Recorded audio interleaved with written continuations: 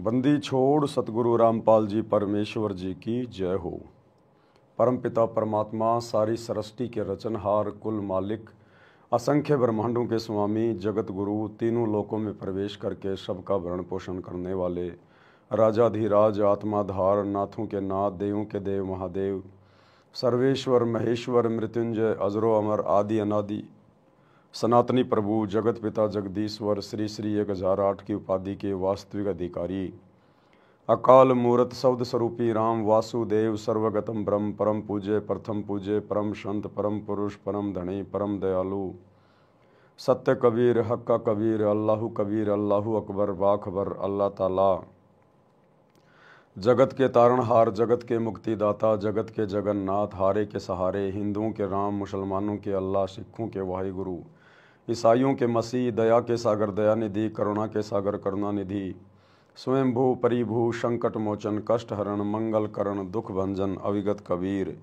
निर्विकार निर्विषम परमात्मा, अलय अलेख सतगुरु, आदि अनादि सतगुरु, असली मर्यादा पुरुषोत्तम, असली राम, असली कृष्ण, असली घनश्याम, असली मुरारी, राजाओं के राजा, महाराजाओं के महाराजा, शहंशाहों के शहंशाह, सम्राटों के सम्राट, भगवानों के भगवान, अल्लाहों के अल्लाह, प्रभुओं के प्रभु, मसीहाओं के मसीह, सच्चे वाहिगुरु, बाबाओं के बाबा, पीरों के पीर, सेठों के सेठ, जगत सेठ, सावड़सा सेठ, सर्वगुण संपन्न, अनंत कोटि कलाओं के स्वामी, अनंत कोटि ब्रह्मांडों के नायक, योगियों में महायोगी, ध्यानियों में महाध्यानी, सिद्धों में परम सिद्ध, ज्ञानियों में तत्व ज्ञानी, ब्रह्म ज्ञानी, महाज्ञानी, परम ज्ञानी, सर्वश्रेष्ठ ज्ञानी, विज्ञानी, युवा कबीर, समरथ कबीर, असमवात, अमित ओजा, सच्चे रहनुमा, करीम अल्लाह, शुभान अल्लाह, दुनिया के अंतिम पैगंबर।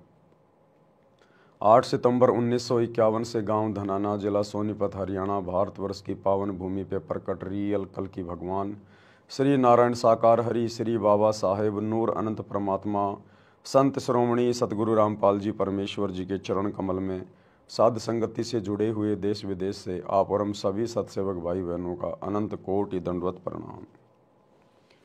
सत्साई भाई और बहनों, दया परम पिता परमेश्वर जी की, सारी सृष्टि के मालिक सतगुरु रामपाल जी भगवान की, जिनके शुभ आशीर्वाद से, विशेष आशीर्वाद से आप और हम सभी सत्सेवक भाई बहन साध संगति से जुड़कर अपनी आत्मा के कल्याण हेतु गुरुदेव के तत्व ज्ञान को आधार बनाकर मोक्ष प्राप्ति के लिए दृढ़ता के साथ निरंतर आगे की ओर बढ़ रहे हैं। भाई और बहनों, पूज्य गुरुदेव जी के द्वारा वर्तमान में हिसार जेल में बैठकर अपनी लीला के तहत अपने मिशन को गति देने के लिए जो विशेष संदेश भेजे जा रहे हैं सत्संग के तौर पर, उन विशेष संदेशों के ऊपर निष्कर्ष निकालने की प्रक्रिया जारी है। यानी गुरुदेव ने आप और हमारे लिए उन संदेशों में, उन सत्संगों में क्या भेजा है, हमें गुरुदेव कैसा भगत बनाना चाहते हैं, ये सारी बातें हम उनके मुख कमल से इन संदेशों को सुनकर समझने का प्रयास करेंगे। तो वर्तमान में विशेष संदेश नंबर 10 के ऊपर निष्कर्ष निकालने की प्रक्रिया जारी है। विशेष संदेश नंबर 10 का आज ये तीसरा पार्ट है और गुरुदेव भगवान ने हमारे लिए क्या कुछ भेजा है, क्या कुछ हमें समझाया है, हम उन्हीं के मुख कमल से सुनेंगे और बीच बीच में जैसे जैसे परमात्मा प्रेरणा करेंगे सभी भाई बहनों को बताएंगे। कोई भी सत्संग सुनने से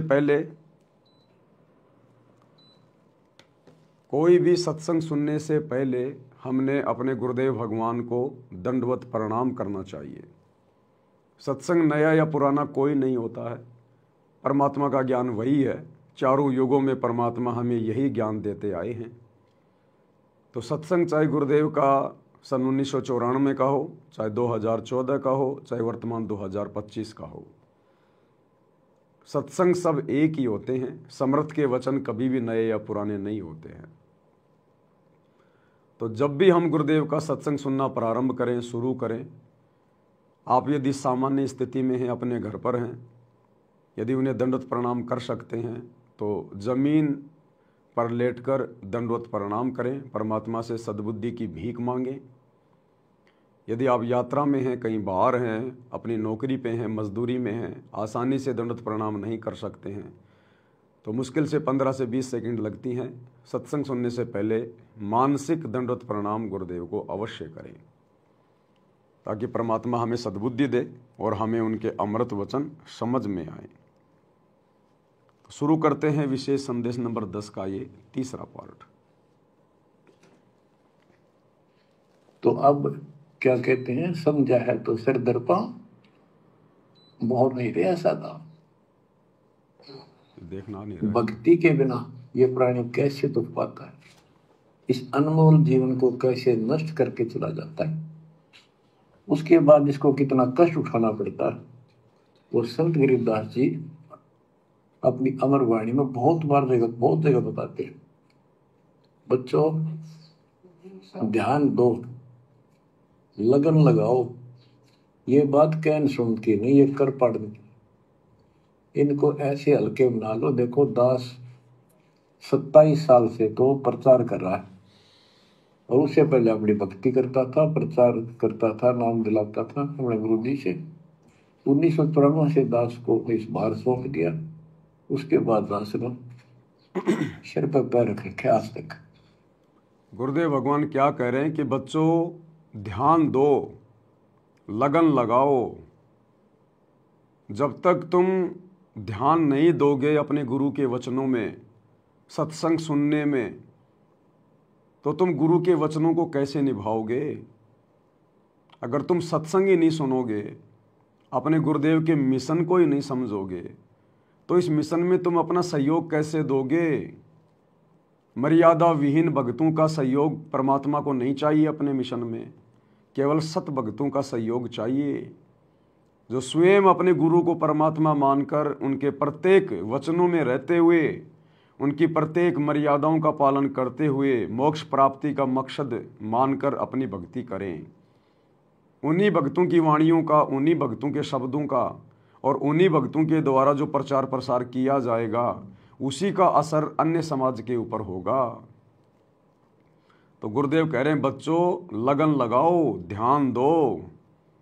और कह रहे हैं देखो ये दास भी पिछले 27 वर्षों से कितनी मेहनत कर रहा है। तो हमने अपने गुरुदेव से भी शिक्षा लेनी है, जो संघर्ष गुरुदेव कर रहे हैं। अरे बेटा जब जवान हो जाता है तो बाप उम्मीद करता है कि बेटा मेरे व्यवसाय में सहयोग करेगा, मेरा वजन कुछ हल्का होगा। तो इसी प्रकार हमारे गुरुदेव का जो व्यवसाय है वो सत्संग है। सतगुरु यहाँ पर भक्ति की खेतीबाड़ी करने आए हैं, और 30 साल से ये अनमोल ज्ञान देकर सतगुरु ने हमें युवा बना दिया, ज्ञान आधारित बना दिया।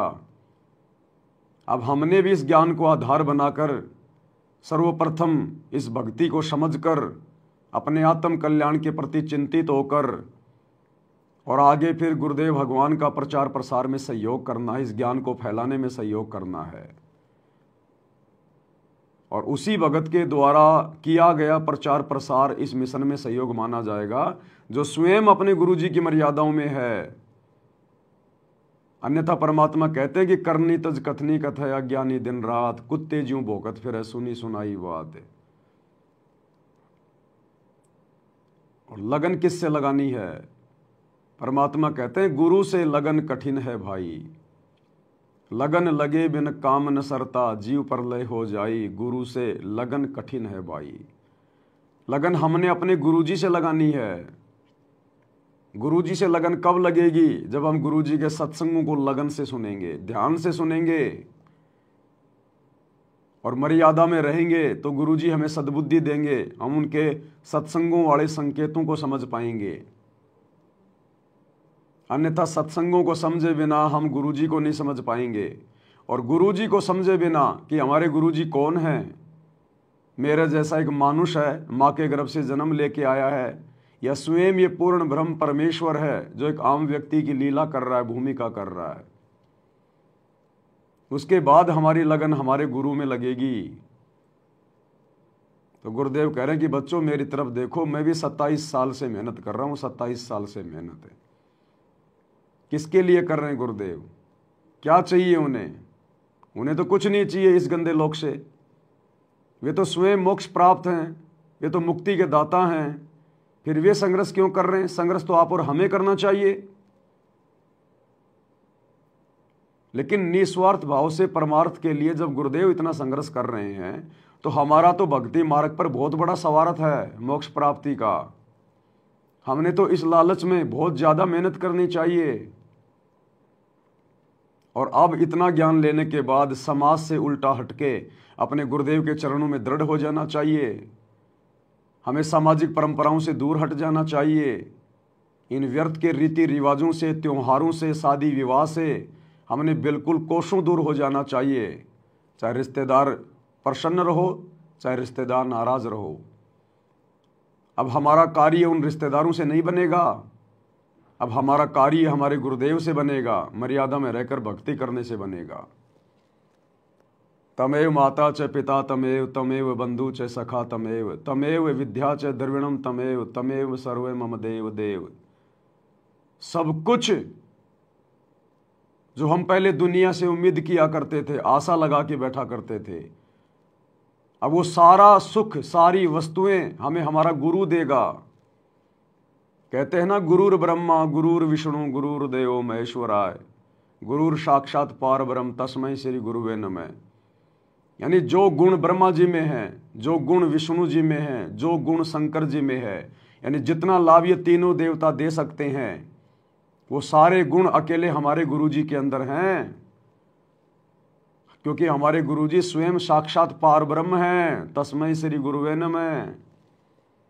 इसलिए हमने किसी से भी उम्मीद नहीं करनी, किसी से भी आशा नहीं करनी।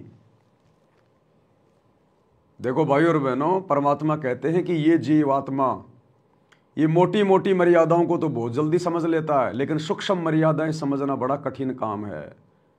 और सूक्ष्म मर्यादा समझे बिना बात बनेगी नहीं। आज इस भक्ति में आने के बाद अगर आपसे कोई कहे कि भैया चलो श्री ब्रह्मा विष्णु महेश जी से कुछ मांगते हैं, कुछ डिमांड करते हैं, क्या आप सतगुरु रामपाल जी के भगत तत्व ज्ञान सुनने के बाद ब्रह्मा विष्णु महेश से कोई भी भीख मांगोगे? कोई भी उम्मीद करोगे? कोई सुखों की उम्मीद करोगे? संतान प्राप्ति की उम्मीद करोगे?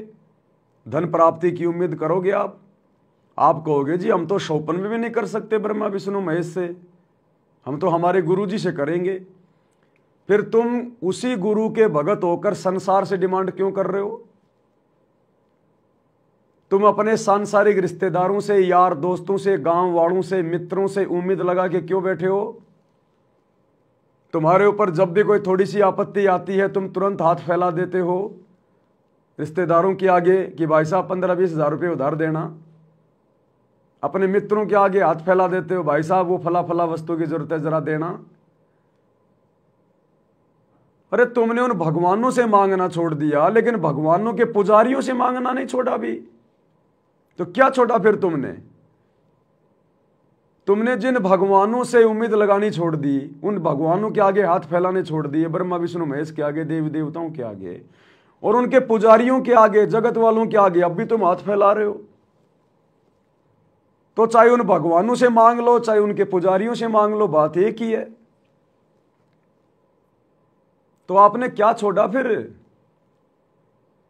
आप तो उन्हीं भगवानों की भक्ति में हो, केवल जुबान से कह रहे हो कि हमारा ब्रह्मा विष्णु महेश से कोई मतलब नहीं है, और उनके पुजारियों से रात दिन तुम्हारा मतलब रहता है। तो हमने क्या छोड़ा? कुछ भी नहीं छोड़ा। इसलिए जो सत भगत होगा, जिसको ये सत ज्ञान समझ में आ गया होगा, अपना भगवान और उसकी समर्थता समझ में आ गई होगी कि मेरा गुरु कौन है। सतगुरु पूर्ण ब्रह्म है, सतगुरु आप अलेख, सतगुरु रमता राम है, इसमें मेन न मेख। सतगुरु आदि अनादि है, सतगुरु मध्य है मूल, सतगुरु को सिजदा करूं एक पलक नहीं भूल। गुरु समान नहीं दाता रे जग में, गुरु समान नहीं दाता। गुरु समान दाता नहीं, याचक शिष्य समान, तीन लोक की संपदा सो गुरु दीनी दान।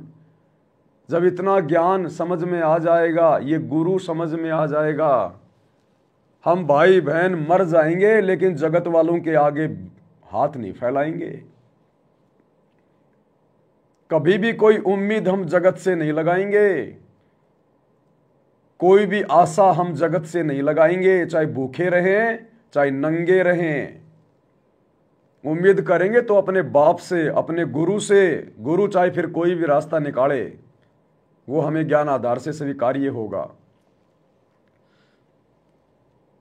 तो भाई और बहनों, यदि हम ब्रह्मा विष्णु महेश के पुजारियों से, देवी देवताओं के पुजारियों से, अपने रिश्तेदारों से, अपने समाज के लोगों से अगर हम कोई उम्मीद कर रहे हैं, कोई आशा कर रहे हैं, कोई इच्छा कर रहे हैं, कुछ मांग रहे हैं, तो सोचो आप जी उन ब्रह्मा विष्णु महेश के आगे हाथ फैला रहे हैं। तो गुरुदेव कहते हैं ये मोटी मोटी माया त्यागना तो बहुत आसान है, लेकिन जो सूक्ष्म माया है उसको जो त्यागेगा वो भगत बनेगा। दो चार भगत आपस में कहीं जा रहे हैं, सामने से कोई जवान लड़की आ रही है, उस समय तो उनमें से कोई भी भगत उस बहन की तरफ नहीं देखेगा, क्योंकि वहां आसपास में सभी भगत एक दूसरे को देख रहे हैं, डर है। लेकिन अकेले को कोई बहन बेटी मिल जाए तो कैसी कैसी नजरें दौड़ाते हैं, मन में क्या क्या ख्याल आने शुरू हो जाते हैं। उसको कहते हैं सूक्ष्म माया। वो मोटी माया तो हमने छोड़ दी, क्योंकि हम 4-5 भगत थे, आपस में देख रहे थे, उस समय तो हम भगत बन गए। और जिस समय हम अकेले थे उस समय पता चलता हमने माया को त्यागा है या नहीं त्यागा है, हमारे अंदर से विषय वासनाएं निकली हैं कि नहीं निकली हैं, हम कितने भगत बने हैं, तो उस समय पता चलता है। हम भगतों ने जब हम अकेले होते हैं उस समय हमने विशेष सावधानी की जरूरत पड़ती है, विशेष सावधानी की। अरे लोगों के बीच में बैठ के तो वैसे हमारा मन डर जाएगा, बकवाद करेगा ही नहीं, कि ज़्यादा बकवाद करेगा, किसी के साथ कोई बदतमीजी करेगा, गाली गलौज करेगा, छेड़छाड़ करेगा, उल्टा सीधा बोलेगा, तो लोग अपने चप्पलों से, अपने जूतों से तेरी सेवा कर देंगे। तो उस समय तो ये मन वैसे ही चुपचाप हो जाता भीड़ भाड़ में। तो जब ये अकेला होता है तब बकवाद करता है। इसलिए हमने सबसे ज्यादा सावधान रहने की उस समय जरूरत है जब हम एकांत में होते हैं, अकेले में होते हैं, क्योंकि उस समय हमें लगता है कोई नहीं देख रहा, लेकिन हमारा गुरु, हमारा सतगुरु, हमारा भगवान पल पल देख रहा होता है, और वही हमारी परीक्षा होती है। तो आश्रम में जाते हैं, सत्संगों में जाते हैं, वहां तो हम 1 नंबर के भगत बन जाते हैं, क्योंकि वहां तो भगत लोग हमें देख रहे होते हैं। और जब हम ऑफिस में जाते हैं, काम धंधे पे जाते हैं, अकेले में होते हैं, तो हम कोई भी गड़बड़ कर देते हैं, क्योंकि हमारा भय नहीं होता हमें कि मुझे कोई नहीं देख रहा। तो जब हम एकांत में होते हैं, अकेले में होते हैं, वो हमारी सबसे बड़ी परीक्षा होती है, सबसे बड़ी। इसलिए तो गुरुदेव ने कहा कि पतिव्रता स्त्री वो होती है जो घर में रहे या बाहर रहे, उसका आचरण, उसका स्वभाव, उसका उठना बैठना बोलना एक जैसा हो, एक जैसा। पतिव्रता स्त्री यदि अपने पीहर चली जाए तो भी उसका अपने पति के प्रति वही समर्पण होना चाहिए, उसकी वही मर्यादा होनी चाहिए। ऐसा नहीं कि मैं अपने ससुराल में हूं तो मेरे पति का दबाव है, सास ससुर का दबाव है, और पीहर में चली गई तो अब कोई नहीं देख रहा, वहां जो मर्जी करे वो फिर पतिव्रता स्त्री नहीं कही जा सकती। पतिव्रता अपने घर में और बाहर, पीहर में या ससुराल में, सत्संग में या एकांत में, जो एक जैसा रहता है, उसकी लगन सदा अपने पिया में लगी रहती है, अपने गुरु में लगी रहती है, उसका ध्यान सदा सुमरण में लगा रहता है, भक्ति और भगवान से संबंधित चिंतन में लगा रहता है, बुराइयों की तरफ झांकता भी नहीं, देखता भी नहीं। मन में कोई कुविचार काल प्रेरणा से आ भी जाएं तो भगत को डर लगे, मन में एक भय पैदा हो जाए कि ये परमात्मा, ये विचार क्यों आ रहे हैं मेरे मन में, हमें अच्छे से ना लगे वो विचार, तब समझो हमारी लगन हमारे गुरुजी में धीरे धीरे लग रही है। तब सोचो कि हम भगत बनने की दिशा में आगे बढ़ रहे हैं, क्योंकि काल हमें सूक्ष्म मार से मारेगा, सूक्ष्म मार। ये आमने सामने की लड़ाई नहीं लड़ता ये काल। ये कलयुग की पिछली पीढ़ी में बहुत ज्यादा चालाक हो गया, चतुर हो गया। अब ये आमने सामने की लड़ाई नहीं लड़ेगा, अब ये सूक्ष्म लड़ाई लड़ेगा, सूक्ष्म तरीके से हमारे को फंसाने का प्रयास करेगा। और काल के सूक्ष्म चाल को वही समझ सकता है जिसके ऊपर गुरुदेव भगवान के सूक्ष्म ज्ञान को समझने की दया दृष्टि हो गई। और ये सूक्ष्म ज्ञान की दया दृष्टि परमात्मा उसी पे बख्शेंगे जो तीनों समय की आरती को गुरु को परमात्मा मानकर और अपने हाथ में भक्ति बोध पुस्तक लेकर उसका पाठ करेगा। और फिर जब वो पेज नंबर 30 को पढ़ेगा या 31 को पढ़ेगा। अथ सर्व लक्षणा ग्रंथ गरीब उत्तम कुल करतार दो द्वादश भूषण संग रूप द्रव्य दो दया करो ज्ञान भजन सत्संग शील संतोष विवेक दो दया अक्षमा तार भाव भक्ति वैराग्य दो नाम निरालम सार योग युक्ति स्वास्थ्य जगदीश दो सूक्ष्म ध्यान दयाल सूक्ष्म ध्यान दयाल। तब परमात्मा हमारे को सूक्ष्म ज्ञान और सूक्ष्म ध्यान देंगे, तब हम इस काल की सूक्ष्म चाल को समझने में सक्षम होंगे। मोबाइल में मेमोरी कार्ड डाल लिया, आरतियां भर ली, खा रहे हैं पी रहे हैं, लैट्रीन जा रहे हैं, बच्चों को स्कूल छोड़ने जा रहे हैं, खुद ऑफिस में जा रहा है आ रहा है, घर का काम धंधा कर रहे हैं, आरती भी लगा के छोड़ दी, कब आरती हो गई पता नहीं। इस प्रकार से भगवान नहीं देगा ये सूक्ष्म ज्ञान सूक्ष्म ध्यान, और ना परमात्मा विशेष परिस्थितियों में फिर हमारी रक्षा करेगा। एक समय एक भगत जी घर के हौद से पानी भर रहा था, तो पानी भरते समय जब वो नीचे झुका टंकी में से पानी लेते समय, उस समय उसकी जेब में मोबाइल था और सुबह का नित्य नियम चल रहा था, और जब वो नीचे हुआ तो वो मोबाइल उस पानी में गिर गया, टैंक में गिर गया। अब भगत ने जल्दबाजी करी, 5-7 मिनट लगे, उसने मोबाइल निकाल लिया, और जैसे मोबाइल निकला तो उसमें नित्य नियम चल रहा था। भगत ने दूसरे भक्तों को फोन करना शुरू कर दिया, अरे भगत जी चमत्कार हो गया चमत्कार हो गया। दूसरा भगत आ गया कि उसी समय, अरे भगत जी चमत्कार हो गया, बंदी छोड़ने चमत्कार कर दिया। क्या चमत्कार कर दिया भाई? अरे भगत जी मेरा मोबाइल टैंक में गिर गया था, 5 मिनट तक गिरा रहा, नित्य नियम चल रहा था, और जब मैंने निकाला तब भी नित्य नियम चल रहा था। तो भगत ने कहा इसमें चमत्कार की क्या बात है भाई? इसमें चमत्कार क्या हो गया? नित्य नियम कौन कर रहा था? बोले मोबाइल में चल रहा था, इसलिए भगवान ने मोबाइल को बचाया, क्योंकि नित्य नियम मोबाइल कर रहा था, इसलिए 5 मिनट पानी में रहने के बाद भी नित्य नियम बंद नहीं हुआ, उसकी श्वासें नहीं टूटी, मोबाइल खराब नहीं हुआ। अरे भगत जी तू 5 मिनट इस पानी के टैंकर में रह के दिखा दे डूब के, अगर तू बच जाएगा तो मान जाएंगे कि तू पक्का भगत है, तेरे ऊपर गुरुजी की दया है। बोले भगत जी मैं समझा नहीं। बोले भैया जो भक्ति करेगा भगवान उसको बचाएगा। तो भक्ति तो तुम्हारा मोबाइल करता है बेचारा, तीनों समय की आरती मोबाइल करता है, मंत्र जाप तुम्हारा मोबाइल करता है, तो भगवान ने मोबाइल को बचा लिया। अगर तू भक्ति कर रहा है तो 5 मिनट देके तू पानी के टैंकर में रह के दिखा दे अंदर, तू बचता है कि नहीं बचता है, तो भगवान उसको बचाएगा जो भक्ति करेगा। तो भक्ति तो भैया फिलहाल भक्तों के घरों में मोबाइल कर रहे हैं। वो भक्ति बोध पुस्तक तो गुरुजी ने खाली दरबार में जाके रखने के लिए दी थी, उसका पाठ करने के लिए थोड़ी दी थी। अरे उस भक्ति बोध को खोलने से पहले जो ऊपर का जो कवर है और नीचे जहां पर भक्ति बोध की रेट लिखी हुई है, मूल्य, उस मूल्य के आगे क्या लिखा है गुरुदेव ने पढ़ लेना कभी समय मिले तो, क्योंकि आप बड़े बिजी लोग हो, सतलोक आश्रम से जुड़े हुए भाई बहन बहुत ज्यादा बिजी रहते हो, क्योंकि आपकी तो समाज के लोगों से संपर्क हैं, आप लोगों की यारी दोस्ती रिश्तेदारियां हैं, फिर आप लोगों ने राजनीति में राजनेताओं की भी रैलियों में जाना होता है, उनका प्रचार करना होता है, समाज के लोगों से आपकी यार दोस्ती होती है।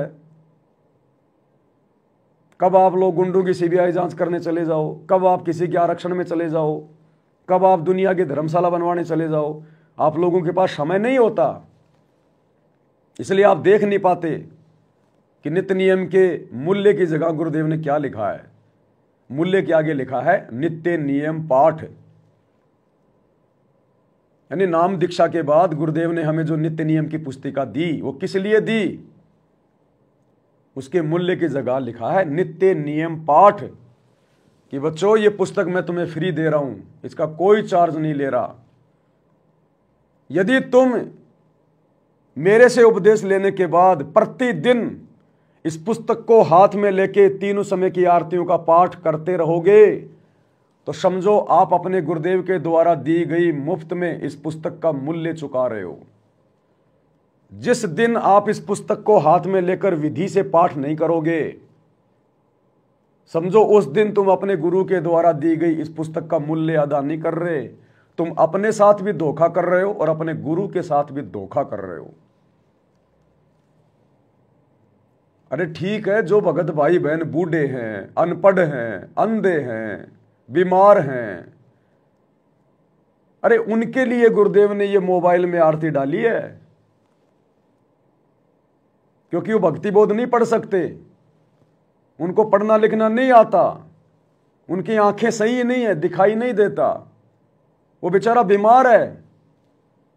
ये विशेष परिस्थितियों में उन भगत भाई बहनों के लिए हैं। और जो बिल्कुल पहलवान की तरह है, कौवे की तरह जिसकी आंखें हैं, वो भी मोबाइल से आरती कर रहा है, तो ये कब तक चलेगा? फिर ये भक्ति बोध क्यों दी गुरुजी ने? क्यों पैसे बर्बाद किए परमात्मा ने? क्यों हमारा गुरु, जिन्होंने तीनों समय की आरती का वीडियो बनाया है विशेष परिस्थितियों के लिए, विशेष भक्तों के लिए, जो आरती नहीं कर सकते भक्ति बोध में, जो अनपढ़ है, नेत्रहीन है, उनके लिए गुरुदेव ने तीनों समय की आरती का वीडियो बनाया है। क्या देखा आपने उस वीडियो में? क्या सीखा आपने उस वीडियो में? अरे तुम अपने घर पर वीडियो में आरती लगा के छोड़ देते हो, तुम अपना काम कर रहे हो। क्या देखा तुमने तीनों समय की आरती की वीडियो में? कुछ नोट किया? हमारा गुरु एक भगत की भूमिका इसलिए निभा रहा है कि हमें एक योग्य भगत बना सके, अपने जैसा। क्या हमारे गुरुजी ने कभी ऑडियो वीडियो से आरती की? कभी नहीं की। क्या हमारे गुरुजी के समय ऑडियो वीडियो नहीं थे? क्या सब कुछ थे। हमारे गुरु ने कभी ऑडियो वीडियो से आरती क्यों नहीं की? हमारे गुरुजी भक्ति बोध से आरती किया करते थे।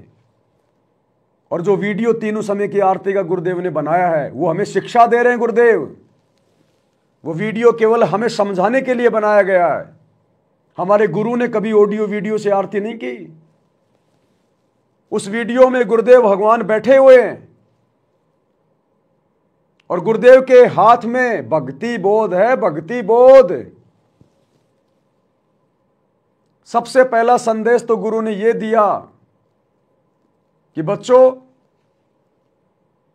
जिस प्रकार मैं बैठकर आरती कर रहा हूं, बैठकर आरती करने का मतलब है समय निकाल के आरती कर रहा हूं, कि नौकरी तो मैं भी करता हूं, बाल बच्चे तो मेरे भी हैं, काम धंधे मेरे भी हैं, लेकिन फिर भी मैं इस भक्ति को प्रथम महत्व दे रहा हूं, प्रथम महत्व। और मैं समय निकाल के देखो बैठ के आरती कर रहा हूं। मैं खाते पीते आरती नहीं कर रहा, आरती मोबाइल में लगा के मैं लेटरिन में जाके नहीं बैठ रहा, मैं भैंसों को पानी पिलाने जाते समय आरती नहीं कर रहा, बच्चों को स्कूल छोड़ते समय आरती नहीं कर रहा, देखो मैं अपने ऑफिस में आते जाते समय अपने स्कूटर पे आरती नहीं कर रहा, मैं बैठ के आरती कर रहा हूं। तुम्हें संदेशा दे रहा हूं कि तुमने भी इसी प्रकार से आरती करनी पड़ेगी अगर सफलता प्राप्त करनी है तो। जिस प्रकार मैं बैठ के आरती कर रहा हूं, और देखो भक्ति बोध पुस्तक हाथ में लेके आरती कर रहा हूं, किसी मोबाइल से आरती नहीं कर रहा, वीडियो से आरती नहीं कर रहा। ये संदेशा दे रहे हैं गुरुदेव। लेकिन ये बातें हर कोई नहीं पकड़ पाएगा। सब सुमरे अपने अनुमाना तो गति लखी न जाए, कहे कबीर कृपया कर जन पर ज्यों की त्यों समझाए। कब तक हम संसार को भक्ति से ज्यादा महत्व देंगे? क्या सारी जिंदगी इसी प्रकार से व्यस्त रहेंगे, भागदौड़ में रहेंगे? इस भागदौड़ में तो भैया कभी भी तुम सतलोक को प्राप्त नहीं कर पाओगे। तुम्हारी इच्छा, तुम्हारी चाहत तो मिट ही नहीं रही। तुम तो भक्ति से ज्यादा अपने सांसारिक कार्यों को महत्व दे रहे हो। फिर हमारे में और उस नकली बाबा में क्या अंतर रह गया जो गुरुदेव ने हमें बताया कि पहले लोग जंगल में साधना करने जाते थे, कभी उनकी इच्छा होती छाछ राबड़ी दूध पीने की तो गांव में आ जाते। एक संत आ गया एक गांव में, एक माई के घर पे गया, अलख जगाया। माई बोली महाराज जी आदेश करो। बोले माई मुझे छा पीनी है, छाछ छा। बैठो महाराज बैठो बैठो, अभी 10-20 मिनट में छाछ तैयार कर देती हूं। माई लगी दही को मथने फटाफट। महाराज ने सोचा मैं चलो इतनी देर अपना भजन कर लेता हूं। उसने अपना ध्यान लगाया, उसकी सुरती लग गई, ध्यान लग गया। अब ध्यान भैया 2 साल में टूटे, 10 साल में टूटे। माई ने छाछ तैयार करी, महाराज जी को आवाज लगाई, महाराज जी का तो ध्यान लग गया। काफी लोग आए, उन्होंने आवाज लगाई, हाथ लगाया, महाराज जी नहीं हिले। जंगल से उनके दूसरे साधुओं को बुलाया कि भाई वो जानते होंगे ये कैसे उठेंगे। वो आए, उन्होंने अपनी वो क्रिया की, लेकिन कोई फर्क नहीं पड़ा। तो उन्होंने कहा भैया इसका ध्यान लग चुका है, अब इसकी आत्मा इसके शरीर में आएगी तभी कहीं जाकर इसका ध्यान टूटेगा, इसको डिस्टर्ब मत करो। गर्मी का समय था, उसके ऊपर एक कोई झोपड़ी वगैरह बांध दी गई। अब उसका ध्यान टूटा 40 साल बाद जाके। अब 40 साल में तो वो बुढ़िया भी मर गई, बुढ़िया का मकान भी खंडर हो गया। और 40 साल बाद वो जो झोपड़ी थी उसके ऊपर उसकी कोई लकड़ी टूट के और उस महाराज जी के खोपड़ी पे लगी। खोपड़ी पे लगी तब उसका ध्यान वापस आया, सुरती आई उसकी वापस। और आंख खोलते बोला ला माई छा, आंख खोलते बोला ला माई छाछ। अब गुरुजी कहते तेरी बुआ बैठी है वहां पे जो तेरे को छाछ पिलाएगी। अब तो परमात्मा कहते भगवान के ध्यान में बैठा था और मन में वही इच्छा मिटी ना चाह, और आंख खुलते ही बोला ला माई छा। तो इसी प्रकार हम गुरुजी की भक्ति भी कर रहे हैं, दुनिया भर में उनका प्रचार भी कर रहे हैं कि हमारे गुरुजी के समान कोई परमात्मा नहीं, कोई सतगुरु नहीं, कोई ज्ञान नहीं, इस भक्ति से मोक्ष मिलेगा। और हम खुद संसार में उलझे हुए हैं। हम इस भक्ति को दूसरे तीसरे नंबर पे रखते हैं, सांसारिक कार्यों को 1 नंबर पे रखते हैं। क्योंकि काम करते करते आरती करने का मतलब है आरती को यानी गुरुजी की भक्ति को दूसरे नंबर पे रखना, और जो काम कर रहे हैं उसको प्रथम महत्व देना। जबकि गुरुदेव ने सत्संग में क्या बताया कि बच्चों इस प्रकार से तो तुम्हारी भक्ति 7 जन्मों में भी सफल नहीं हो सकती। अगर तुमने भक्ति सफल करनी है तो भैया 80% समय आपने परमात्मा की भक्ति को देना होगा, 80%, और 20% केवल सांसारिक कार्यों को, अपनी रोजी रोटी के धंधे को, केवल 20%। जबकि वर्तमान में तो इसका उल्टा हो रहा है।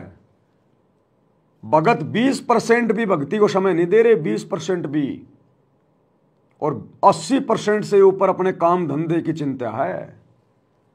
जबकि हमने तो इसका बिल्कुल उल्टा करना है। तो उल्टा करने में भैया हमने संसार से उल्टा हटना पड़ेगा। हमने ये ओवर टाइम करना छोड़ना पड़ेगा। आप लोग ज्यादा धन क्यों कमा रहे हैं? आप ज्यादा भागदौड़ क्यों कर रहे हैं? गधे और बैल कितना क्यों कमा रहे हैं? क्योंकि अभी आप अपने गुरुजी पर पूर्णतया विश्वास नहीं कर रहे, आप गुरुजी के ज्ञान को पूरा नहीं समझे। अन्यथा आपको इस धन की आवश्यकता क्या? अरे मकान आपका खुद का, जमीन आपके पास में, आपने चाहिए क्या? शरीर के कपड़े, 2 टाइम की रोटी। उसके लिए भैया भगत को गधे और बैल कितना कमाने की, ओवर टाइम पे ओवर टाइम करने की जरूरत नहीं पड़नी चाहिए। अगर फिर भी आप दिन रात भग रहे हैं, चक्री काट रहे हैं, दिमाग में टेंशन लेके घूम रहे हैं, इसका मतलब अभी आप सांसारिक परंपराओं को छोड़ नहीं पा रहे। अभी आप लोक लाज में फंसे हुए हैं, उन्हीं रीति रिवाजों में फंसे हुए हैं। आपके अंदर उस बाबा की तरह अभी भी सांसारिक इच्छा है, चाहत है। अन्यथा भगत को तो 2 टाइम की रोटी चाहिए, 2 जोड़ी कपड़ा चाहिए, बाकी खर्चा है क्या भगत का? अरे खर्चे तो गुरुदेव ने समाप्त कर ही दिए अगर आप उनके अनुसार चल रहे हो तो। शादी विवाह में जाना हमारा बंद हो गया। फालतू में यारी दोस्ती रिश्तेदारी में चक्कर काटते थे, वो हमारा बंद हो गया। जितने भी त्योहार हैं वो हम नहीं मनाते। बड़ी बड़ी स्कूलों में अपने बच्चों को नहीं पढ़ाते। दुनिया भर का दिखावा हम नहीं करते। बड़ा मकान बनाने की, मार्बल चिप्स लगाने की चाहत हमारे अंदर नहीं है। घूमने फिरने मनोरंजन के लिए, पिकनिक के लिए हम नहीं जाते। नशा किसी प्रकार का हम नहीं करते। चोरी जारी जुआ हम नहीं खेलते। तो भैया आपका खर्चा है क्या? केवल रोटी का, शरीर के कपड़े का, और अगर कोई किराए के मकान में रहता है तो मकान का किराया। इससे ज्यादा खर्चा आपका है क्या, बता दीजिएगा। फिर भी आपकी गाड़ी का टायर रुक ही नहीं रहा, 24 घंटे भाग रहे हो। इसका मतलब अभी आप गुरुजी के अनुसार नहीं चल रहे। अभी आप सांसारिकता में रमे हुए हैं। अभी आप लोकलाज में हैं। तभी तो आपकी इच्छाएं समाप्त नहीं हो रही, आपकी चाहत समाप्त नहीं हो रही, आपके खर्चे रुकने का नाम नहीं ले रहे। तो भक्ति कैसे बनेगी? आप 80% भक्ति कैसे करोगे? 80% समय आप भक्ति को कैसे दोगे? इस प्रकार तो नहीं दोगे। और अगर इस प्रकार से हमने नहीं किया जो फॉर्मूला गुरुदेव ने बताया कि 80% समय परमात्मा को यानी भक्ति को और 20% समय केवल रोजी रोटी को, तब जाके हमारी बात बनेगी। ये सतगुरु वचन है। साध वचन पलटे नहीं, पलट जाए ब्रह्मांड। एक एक वचन को फॉलो करना पड़ेगा अगर सफलता प्राप्त करनी है तो इस मोक्ष मार्ग पर। तो क्या कह रहे हैं गुरुदेव और हम क्या कर रहे हैं, अपना अवलोकन कर लो। भगवान उसी समय मिलेगा जब माया के पीछे हम कम भागेंगे। अब हम 90% समय माया जोड़ने में लाते हैं और 10% समय हम वैसे बर्बाद किया करते थे। अब शुरुआत जब होती है आप जी की, आपका 10% समय ही मालिक के चरणों में प्रारंभ होता है। फिर धीरे धीरे आपको ज्ञान चला जाता है, फिर 50-50 हो जाता है। और कुछ दिनों में जब परमात्मा की कृपा होती चली जाएगी, आपको ज्ञान हो जाएगा, फिर तो 80-20 हो जाएगा। और 80-20 होने पर ही हम सतलोक जा सकेंगे, क्योंकि 20% तो यहाँ संसारिक कार्य मालिक ने अलाउड कर ही रखे हैं, इसमें करना ही पड़ेगा। इल्ले से रजक होता है, यानी परमात्मा की मदद फिर करता है कोई कारण बना के। तो गुरुदेव भगवान ने बिल्कुल क्लियर कर दिया, स्पष्ट कर दिया कि जब तक हम अपने 24 घंटे में 80% समय परमात्मा को नहीं देंगे, 80% समय भगवान की भक्ति में नहीं लगाएंगे, सेवा में नहीं लगाएंगे, सत्संग करने में, सुमरण में नहीं लगाएंगे, तो हम मोक्ष प्राप्त नहीं कर सकते। ये किसका वचन है? सतगुरु का। और ये वचन फैल नहीं हो सकता। साधु वचन पलटे नहीं, चाहे पलट जाए ब्रह्मांड। साधु बोले सहज स्वभाव, साधु का बोलिया मिथ्या न जाए। हमने इस स्थिति में आना पड़ेगा जिस स्थिति में साध संगति से जुड़े हुए भाई बहन आ चुके हैं। हम राजनेताओं की रैलियों में धक्के खा के अपना समय बर्बाद नहीं करते, वो समय हम भक्ति में लगाते हैं। हम गुंडों की सीबीआई जांच के समर्थन में उनकी रैलियों में, धरनों में जाके अपना समय बर्बाद नहीं करते, वो समय हम भक्ति में लगाते हैं। हम दुनिया भर के आश्रमों पे आश्रम बनाने में, दुनिया भर के आश्रमों में हॉस्पिटल बनाने में, दुनिया भर के लोगों के लिए स्टेडियम बनाने में, जाटों की धर्मशाला बनाने में हम अपना अनमोल समासें और समय बर्बाद नहीं करते। हम परमात्मा की भक्ति में लगाते हैं वो समय। हम इन फर्जी आश्रमों में जा जाके अपने गुरुजी की गैर हाजिरी में वहाँ पर सेल्फियाँ लेने के लिए नहीं जाते। हम लड्डू जलेबी बर्फी के चक्कर में नहीं भटकते किसी आश्रम में। हम टाइम पास के लिए, मनोरंजन के लिए, घूमने के लिए आश्रमों में नहीं जाते। जुलाहों का कुआं देखने के लिए, प्रदर्शनियाँ देखने के लिए, कबीर जी का झोपड़ा देखने के लिए, मिट्टी के गाय और बैल देखने के लिए, रंगोलियाँ देखने के लिए, आश्रमों की सजावट देखने के लिए, हम ये पाखंड करने के लिए नहीं जाते। वो समय हम परमात्मा की भक्ति में लगाते हैं। 80% समय तब कहीं जाकर मोक्ष की उम्मीद करना, ये बच्चों का खेल नहीं है। इसलिए गुरुदेव कह रहे हैं बच्चों ध्यान दो, लगन लगाओ, अपने गुरु को देख के चलो, अन्यथा ये रह जाएंगे, बात बनेगी नहीं। दुनिया के सामने तुम कितने बड़े भगत बन लो, ये दुनिया तुम्हारा उद्धार नहीं करेगी। अरे अपने गुरु को बन के दिखाओ भगत, जैसा तुम्हारा गुरु चाहता है भगत बनाना, वैसा अपने गुरु को बन के दिखाओ, गुरु से बात बनेगी। आपने होमवर्क कर लिया और अपने पड़ोसियों को दिखा रहे हो, चेक कर रहे हो, वो पड़ोसियों को होमवर्क दिखाने से बात नहीं बनेगी। वो तो जिस टीचर ने तुझे होमवर्क दिया है उस टीचर को जाके दिखा कि जी मैंने होमवर्क कंप्लीट कर लिया आज का। मार्क्स तो, नंबर तो वो टीचर देगा, पड़ोसी नहीं दे सकता। पड़ोसी अगर उस पर लिख देगा 10 में से 10 नंबर तो भी वो मान्य नहीं है, क्योंकि वो पड़ोसी अधिकारी नहीं है, वो भक्ति हमें पड़ोसी ने नहीं दी है।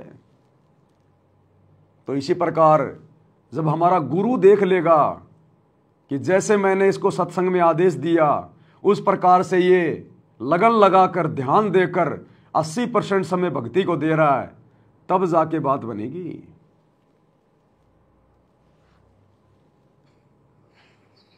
तो यह बात दास के खटकी जो गरीबदास की वाणी बता रखी है।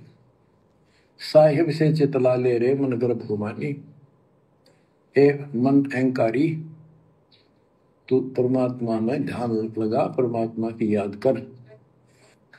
कहते ना बिकमल में नीर जमाया, तेरा दीना महल बनाए, नीचे जठरा अग्नि जरा थी ओ दिन याद कराए। नैन नाक मुख द्वारा दे नख सिख साज बनाया, नख नाखून से लेकर शिखर तक, चोटी तक का आपका सारा नैन नाक मुख ये सब दे ही सुंदर, नाखूनों से लेकर शिखा चोटी तक का आपकी सारी व्यवस्था कितनी प्यारी कर रखी है। 9-10 मास गर्भ में रखा, वहां तेरी करी सहाय, दांत नहीं जब दूध दिया था अमी महारस खाए, नीचे शीश चरण ऊपर को ओ दिन याद कराए। नीचे जठरा अग्नि जरा थी, तेरे लगी न ताती पाए, बाहर आया भरम बुलाया, बाजे तूर सुनाए, तू ही तय छोड़ दिया, चला आदम किस राय। के माँ के पेट में तुझे सब जानकारी थी और डर था और सब यादाश्त थी कि मनुष्य जीवन बार बार नहीं मिलता, और पूरे संत से दीक्षा लेकर अपना कल्याण कराऊंगा, कोई किसी का नहीं। बाहर जाकर भूल पड़ जाती है, कहीं याद रखूंगा, पूरा संत खोज करूंगा, पूरे गुरु से नाम लूंगा, बुराई नहीं करूंगा, काम करूंगा, लेकिन भगवान का ध्यान ज्यादा करूंगा। और अब क्या कर दिया? माँ के गर्भ में तो रो रहे थे, चिल्ला रहे थे, भगवान से माफी मांग रहे थे, एग्रीमेंट कर रहे थे इसी परमात्मा से, सतगुरु रामपाल जी भगवान से। यही है वो परमात्मा जो माँ के गर्भ में हमारे पास जाता हमारी पुकार सुनकर, और हम फिर उनके साथ में एग्रीमेंट करते हैं कि ये परमात्मा मुझे एक बार इस नरक कुंड से बाहर निकाल दो, मैं बहुत पीड़ा भोग रहा हूँ।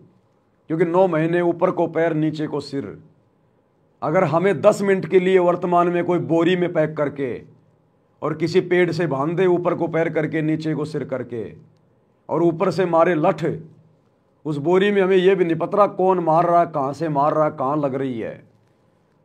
तो बच्चा जब माँ के गर्भ में रहता है 9 महीने ऊपर को पैर नीचे को सिर घूमता रहता है, और माँ जैसा भी भोजन खाती है उस बच्चे को मच्छर की तरह जैसे बिच्छू डंक मारता है, ऐसे वो खुजली मिटाने के लिए वो बच्चा घूमता है, वो तड़पता है।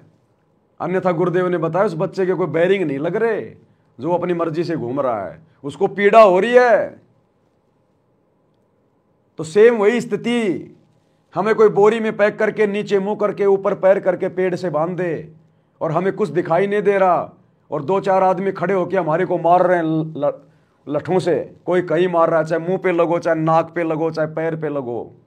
ये हालत होती है माँ के गर्भ में। इससे भी भयंकर पीड़ा, इससे भी भयंकर चोटें, तब हम वहां भगवान को याद करते हैं। तब आता वहां परमात्मा सतगुरु रामपाल जी भगवान। और फिर हम उनसे एक ही प्रार्थना करते हैं कि भगवान बस मालिक देख लिया सब कुछ, केवल आपकी भक्ति करूंगा और कुछ नहीं करूंगा गुरु जी। ये परमात्मा रोजी रोटी भी आप ही दोगे, वो काम धंधा भी आप ही चलाओगे। ये परमात्मा फालतू की कोई बकवाद नहीं करूंगा, कुछ भी अपना 1% समय भी फालतू में बर्बाद नहीं करूंगा। चलो माँ के गर्भ से बाहर आ गए, हमें ध्यान नहीं रहा तीनों गुणों के प्रभाव के कारण। अब सतगुरु ने आके कम से कम हमें तो वही बातें वापस बता दी। अरे दुनिया वालों को तो नहीं पता माँ के गर्भ का क्या कष्ट होता है, क्या एग्रीमेंट होता है, बाहर जाके क्या करना होता है। अरे कम से कम हम जितने भी सतगुरु रामपाल जी के भगत हैं, हमें तो आज गुरुजी ने फिर से आके याद दिला दिया कि तुमने क्या एग्रीमेंट किया था, क्या कहा था तू कि केवल तेरी भक्ति करूंगा, बकवाद नहीं करूंगा। और अब क्या कर रहे हैं हम? भक्ति को तो साइड में रख दिया और राजनेताओं की रैलियों में धक्के खा रहे हैं। उस मां के गर्भ में तो एग्रीमेंट कर रहे थे कि परमात्मा समय बर्बाद नहीं करूंगा, 24 घंटे तेरी भक्ति करूंगा, एक भी श्वास खाली नहीं जाने दूंगा। और अब नरेंद्र मोदी की रैली में जाके सोनीपत के गोहाना में, मध्य प्रदेश के भोपाल में बसों में भर भर के जा रहे हो भगत, और वहां जाकर क्या सुन रहे हो? अपनी श्वासें बर्बाद कर रहे हो। वो सृष्टि रचना सुनाएगा तुम्हें नरेंद्र मोदी वहां। अरे वो तुम्हें धर्मदास की कथा सुनाएगा क्या नरेंद्र मोदी? वो तो निंदा चुगली करेगा, झूठ बोलेगा। कांग्रेस ने ये कर दिया, राहुल गांधी ने ये कर दिया, फलाने ने ये कर दिया, मैं ये कर दूंगा। झूठ के पुल बांधेगा, झूठे आश्वासन देगा। वो झूठ सुनने गए तुम। मां के गर्भ में क्या था? इसलिए गुरुदेव कह रहे हैं कि मां के गर्भ में तो तू रोवे था कि कोई बकवाद नहीं करूंगा, और अब बाहर आते तो बकवाद करने लग गया। और वो भी भगत होकर, सारा ज्ञान लेकर। गुंडों की सीबीआई जांच में जाके बैठ रहा है। मां के गर्भ में तो रो रहा था, चिल्ला रहा था, और यहां अब मजे से गैंगस्टरों का समर्थन कर रहा है, गुंडों का समर्थन कर रहा है, उनके रैलियों में जाके बैठ रहा है, 5-5 लाख रुपए दे रहा चंदे में उनको। अब की बार सुअर के गर्भ में पटकेगा परमात्मा, सुअर के गर्भ में। और फिर तू रोते रहना, चिल्लाते रहना। फिर सुअर के गर्भ में नहीं आता ये परमात्मा, ये केवल स्त्री के गर्भ में आता है प्रार्थना सुनने के लिए। ऐसे बकवादी भक्तों को फिर ये परमात्मा जो गधी के गर्भ में डालेगा, शूरी के गर्भ में डालेगा, कुतिया के गर्भ में डालेगा। और वहां तो रोना, फिर चिल्लाना, वहां फिर ये कुछ नहीं सुनेगा। फिर उस हाथी के जैसी बनेगी, जैसे कुंजर शीस हलंत है, अगला जन्म सूजंत, और इब कह हेले नर करे तो सेऊ पूरे संत। गुरुदेव कहते हैं एकमात्र हाथी 84 लाख योनियों में ऐसा जीव है जिसको अपना अगला जन्म दिखाई दे जाता है। और कई बार हाथी अकेला होता है, यूं सिर को धुमता रहता है, यूं वो शोक में नहीं धुमता। उस समय उसको अपना अगला जन्म दिखाई दे रहा है कि तू सूअर बनेगा, या तू भेड़िया बनेगा, या तू कुत्ता बनेगा, और कैसे कैसे तेरी दुर्गति होगी। फिर वो याद करता अपने उन पिछले दिनों को, जो असंख्य जन्म उसने बर्बाद कर दिए, जो उसको स्त्री या पुरुष के मिले थे। फिर परमात्मा कहते हैं जैसे हाथी सिर धुनत है, कुंजर यानी हाथी, जैसे कुंजर शीस धुनत है, अगला जन्म सूजंत, वो अगला जन्म दिखाई दे रहा है। और मालिक से प्रार्थना करता है इब कह हेले नर मिले, ये परमात्मा यदि फिर कभी मेरे को मनुष्य जन्म मिला तो सेऊं पूरे संत। तो भगवान कोई बकवाद नहीं करूंगा, ये परमात्मा उस पूरे गुरु के अनुसार भक्ति करूंगा, अपना एक श्वास भी व्यर्थ में बर्बाद नहीं करूंगा, अपना 1 सेकंड का समय भी बकवादों में नहीं बर्बाद करूंगा। और अब राजनेताओं की रैलियों में धक्के खा रहे हैं हम, दुनिया भर के स्टेडियम बना रहे हैं, दुनिया वालों का भी समय बर्बाद कर रहे हैं, बैडमिंटन के स्टेडियम बनवा रहे हैं। हॉस्पिटलें बनवा रहे हैं। बीमारी से मरना है क्या? डर है क्या तुम्हें? भक्ति करते करते बीमारी से मरने का डर है क्या? फिर क्यों भक्ति कर रहे हो? क्या दुनिया भर में हॉस्पिटलों की कमी है क्या? गुंडों की सीबीआई जांच, आरक्षण चाहिए तुम्हें यहां? मां के पेट में नहीं चाहिए तेरे को आरक्षण? अरे उस समय और ले लेता कि भगवान 9 महीने में क्या होता है, 2-4 साल तो रखो, मेरे को थोड़ा सा तो आरक्षण दो। अरे भगवान 2-4% आरक्षण दो, मेरे को तो आनंद आ रहा है मां के पेट में, काल के दूतों के मुकदर खाने में, ये पीड़ाएं सहन करने में। वो मां के पेट में मांगता तो आरक्षण 2-4-5% कि और रहने दो अभी मेरे को 2-4-5 साल। और यहां अब तू बकवाद कर रहा है, वो भी गुरु की शरण में आने के बाद। दुनिया की धर्मशाला बनवा रहा है। तो मां के पेट में तो तू उस धर्मशाला से निकलने की बहुत प्रार्थना कर रहा था कि भगवान मेरे को इस धर्मशाला से बाहर निकाल दो, और अब तू दुनिया की धर्मशाला बनवा रहा है। अपने गले में माला डलवा रहे हो। इज्जत की भूख है अब तुम्हें मान बढ़ाई और इज्जत की भूख आ गई। और वहां उस गंदगी में नंगा लिपटा हुआ था खून से, अब पहन के सफेद कपड़े बन के गुरुजी के लड़के और गले में माला डलवा के तुम राजा बाबू बन रहे हो। हैं? तुम दोनों भाई गोपीचंद भर्तरी बन रहे हो। अब अगला जन्म गधी की योनि में, गधी के गर्भ में, धनाना की गलियों में। ये भक्ति का विधान बता रहा हूं। ये परमात्मा है, किसी का सगा नहीं है। अपना बाप समझ के भक्ति मत करो इसको अपना बाप समझ के भक्ति मत करो कि ये मेरे शरीर का बाप है। इसको आत्मा का बाप समझ के भक्ति करो। ये दिखाएगा आने वाले समय में समदृष्टिपना क्या होता है। गुरु के साथ में छल कपट करना, उसकी मर्यादा तोड़ के, और उसकी अन्य संगत को भी काल के मुंह में बैठाना क्या होता है। तुम खुद तो मरे सो मरे, लाखों की संगत को और मार दिया मर्यादा तोड़वा के। तो ये ड्रामा नहीं हो रहा, भक्ति हो रही है।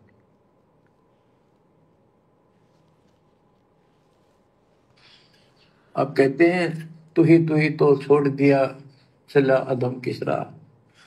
अब तूने भगवान की जो याद थी वह छोड़ दी है। भगवान हे परमात्मा, दुख मत याद करे था मां के पेट में, अब तू भूल गया। ए अधम, हे निकम्मी आत्मा, कौन से रास्ते चल पड़ा। दाई आई घुट्टी प्याई, माता गोद खिलाए, जो दिन आज सो काल नहीं रे, आगे है दरबार। कि जैसे आज है मृत्यु के बाद फिर उसकी धर्मराज के दरबार में जाएगा, वहां तेरी फिर दुगुनती हो। 12 वर्ष खेलते बीते, फिर लीना ब्याह कराए, तरुणी नारी से गरबाई तो सल्ला मोड़ गवाई। यानी पहले 12 वर्ष की आयु में शादी हो जाती थी, ब्याह हो जाता था। कहते तू केवल इससे काम लगा रहा, ब्याह हो गया, बड़े हो गए, पालन पोषण में सारा जीवन खो दिया। तो भक्ति साथ साथ करनी चाहिए थी, वह ना करने से क्या दुख होगा तेरे साथ, वो बताया। कहते शादी करा ली, उसके बाद बच्चे हो गए, उनके पालन पोषण में शादी विवाह करके फिर मर गया। फिर जो दिन आज सो काल नहीं रे, आगे फिर धर्मराय। फिर वहां जाके फिर मुंह लटका के खड़ा होता है, भगवान गलती उनकी, अब के फिर मनुष्य जीवन देना भगवान, आपके गलती नहीं करूंगा। तो परमात्मा दिखाता है निकम्मे ऐसी ऐसी गलती तेना 1000 लाखों बार कर ली। ये देख पिछले सारे जन्म दिखाए जाते इसको, फिर रोता है हे भगवान गलती बन गई। परमात्मा कहते हैं कि अच्छे दिन पीछे गए गुरु से क्या ना हेत, अब पछतावा क्या करे चिड़िया चौकी खेत। इन आश्रमों से जुड़ी हुई संगत के ये अच्छे दिन धीरे धीरे पीछे जा रहे हैं। ये परीक्षा चल रही है 2014 बरवाला कांड के बाद। ये अच्छे दिन थे, हमारे हिस्से की जेल, हमारे हिस्से का दर्द दुख परेशानियां गुरु ने अपने ऊपर लेकर और हमारे हिस्से की जेल काटी है। हमें गुरुदेव ने भक्ति के लिए समय दिया कि बच्चों तुम भक्ति करो, तुम्हारे पास समय नहीं है। अपने ऊपर ले लिए गुरु ने सारे दुख दर्द। ये अच्छे दिन थे हमारे, और इन अच्छे दिनों को हमने राजनीति कर करके, बकवादे कर करके, आश्रमों पे आश्रम बनवा बनवा के अपने बाप दादाओं की वहां पे वो कब्रें बनवाओगे क्या? अरे किस लिए आश्रम चाहिए तुम्हें?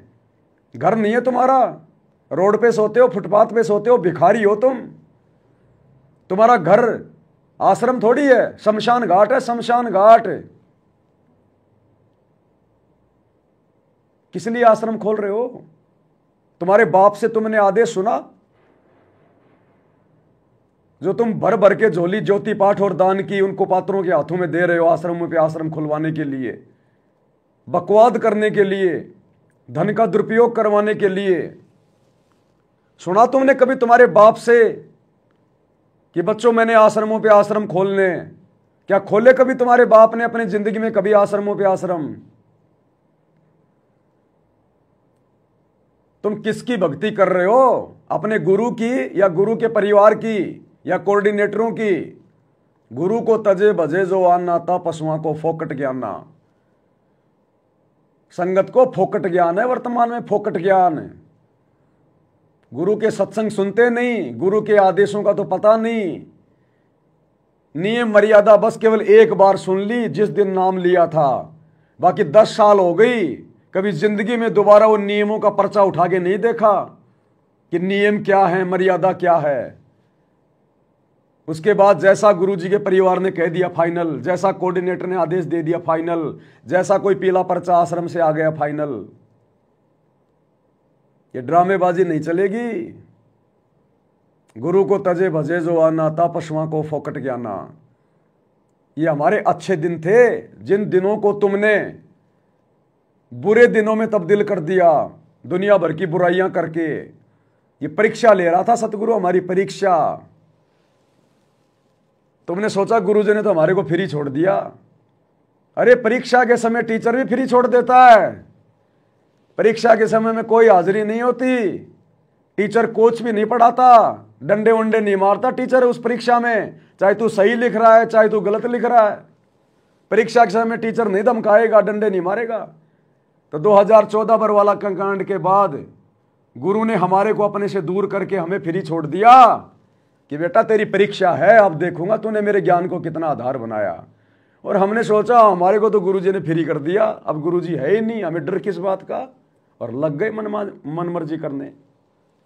ये जितनी भी बकवादें गुरु के परिवार ने और इन कोऑर्डिनेटरों ने संगत से करवाई है, खुद करी है। क्या तुम्हारे गुरु ने कभी भी 1994 से 2014 तक की?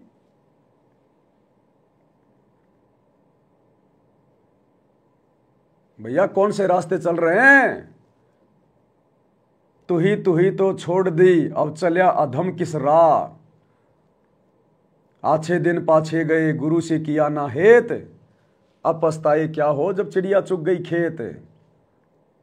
तुम्हारा तो पूरा खेत साफ कर गया काल। सबकी मर्यादा खंडित है, सबकी। भक्ति के निकट भी नहीं हो तुम। ये गढ़ सतसेवकों ने जीत लिया गुरु आशीर्वाद से, गुरु को परमात्मा मान के। और मानो भगवान उस कागज के टुकड़े को, दाढ़ी मूछ वाले कबीर को, और मानो, बनाओ उसको अपना महबूब, बनाओ उसको अपना बाप, और उसकी फोटो गले में लटका के घूमते रहो। दरबार में रखो दाढ़ी मूछ वाले को। तुम्हारे को भक्ति से खाली करवा दिया, भक्ति से खाली। सद्बुद्धि सतगुरु देगा, वो दाढ़ी मूछ वाला नकली कबीर नहीं देगा। तुम्हें भक्ति सतगुरु ने दी है, दाढ़ी मूछ वाले नकली कबीर ने नहीं दी। और तुम तो दाढ़ी मूछ वाले को भगवान मान रहे हो ना, इसीलिए तो तुम्हें सद्बुद्धि नहीं। क्योंकि सद्बुद्धि तो परमात्मा धरती पे आके देगा। तो धरती पे आए हुए को हमने परमात्मा माना, अपने गुरु को, तो सद्बुद्धि मिली सत्सेवकों को। और तुमने परमात्मा माना उस नकली कबीर को, दाढ़ी मूछ वाले को, जो धरती पे है ही नहीं। तो जो धरती पे है ही नहीं तो तुम्हें शिक्षा क्या देगा, तुम्हें ज्ञान क्या देगा, तुम्हें सद्बुद्धि कहां से आएगी? और दुर्बुद्धि के शिकार हो गए तुम सारे के सारे। और अब भी तुम्हें सद्बुद्धि नहीं आएगी। ये तुम्हारे भले के वीडियो जो बनाए जा रहे हैं साथ संगति के माध्यम से, इनको सुनने के बाद भी तुम्हारी मिर्ची लगेगी। ये वीडियो भी तुम्हें अच्छे नहीं लगेंगे जो तुम्हारे हित में है। क्योंकि परमात्मा ने नीच आदमी की यही पहचान बताई। परमात्मा कहते हैं कहूं साची मानने बुरी, यही परीक्षा नीच आदमी की यही पहचान होती है। उसको जितना उसके भले की बात बताओगे उतना ही वो तुम्हारे को वो गलत समझेगा।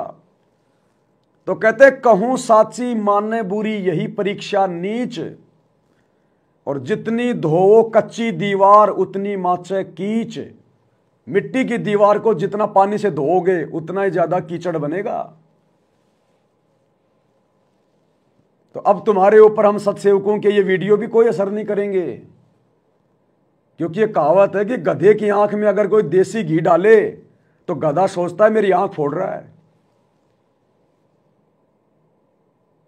तो तुम भक्तों को जो हम समझा रहे हैं ना सत्सेवक, गुरु जी के ज्ञान आधार से दिन रात वीडियो बना के दिन में 2-2 बार लाइव आना, ये जीव के बस की बात नहीं है जब तक सतगुरु अपना पूरा आशीर्वाद ना दे।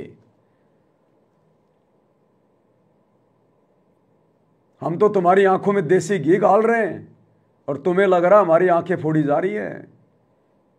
आंखें तो तुम्हारी फूट चुकी हैं, हम तो ठीक करने का प्रयास कर रहे हैं। अंधे तो तुम्हें काल ने कर दिया, हम तो तुम्हारी आंखें ठीक करने का प्रयास कर रहे हैं कि कोई भली आत्मा होगी तो काल के जाल से उन फर्जी आश्रमों वाली कैद से बाहर निकल जाएगी और अपने गुरु जी के ज्ञान को आधार बना के और साथ संगति से जुड़ के अपना आत्म कल्याण करवा लेगी। नहीं तो अंधे तो तुम हो चुके हो। परमात्मा कहते हैं मां के गर्भ में तो तू रो रहा था, चिल्ला रहा था कि बाहर जाकर कोई बकवाद नहीं करूंगा, और अब तूने बकवादें शुरू कर दी।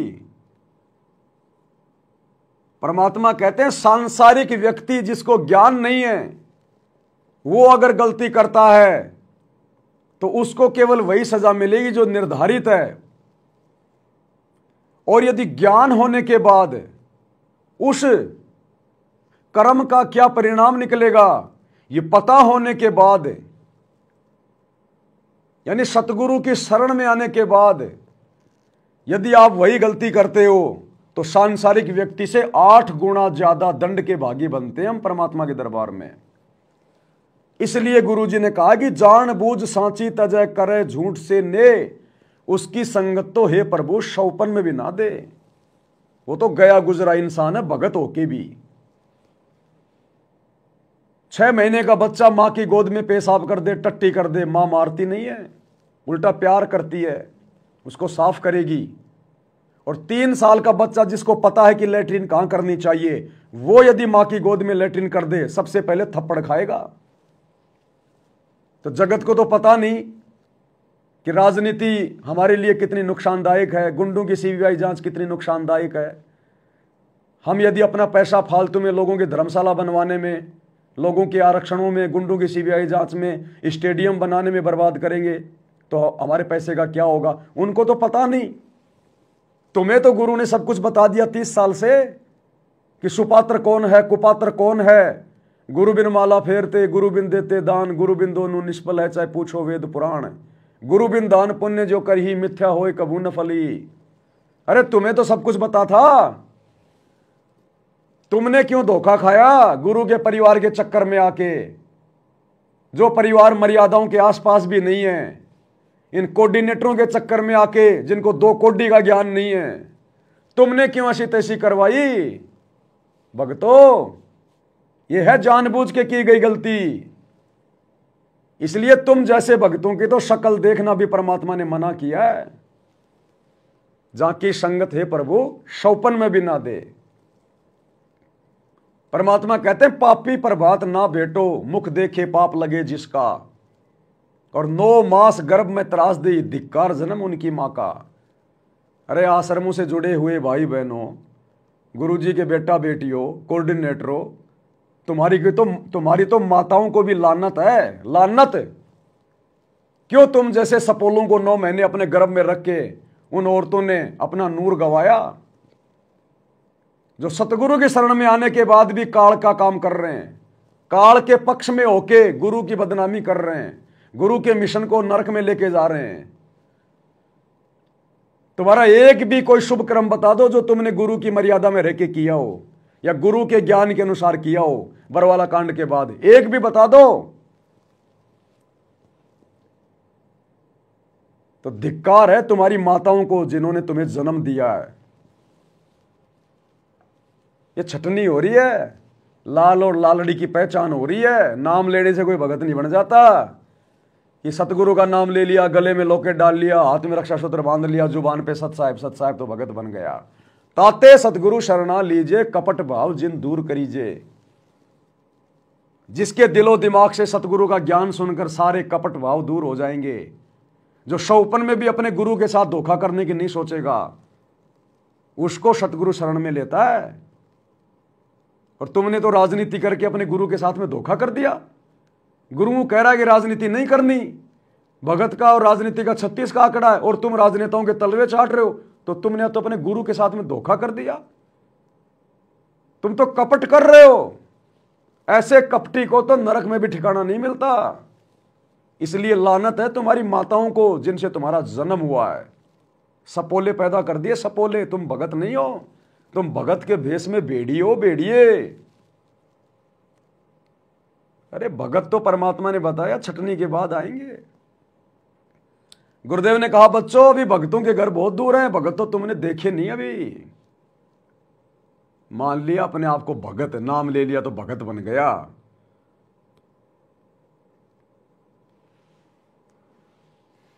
क्या कह रहे हैं परमात्मा?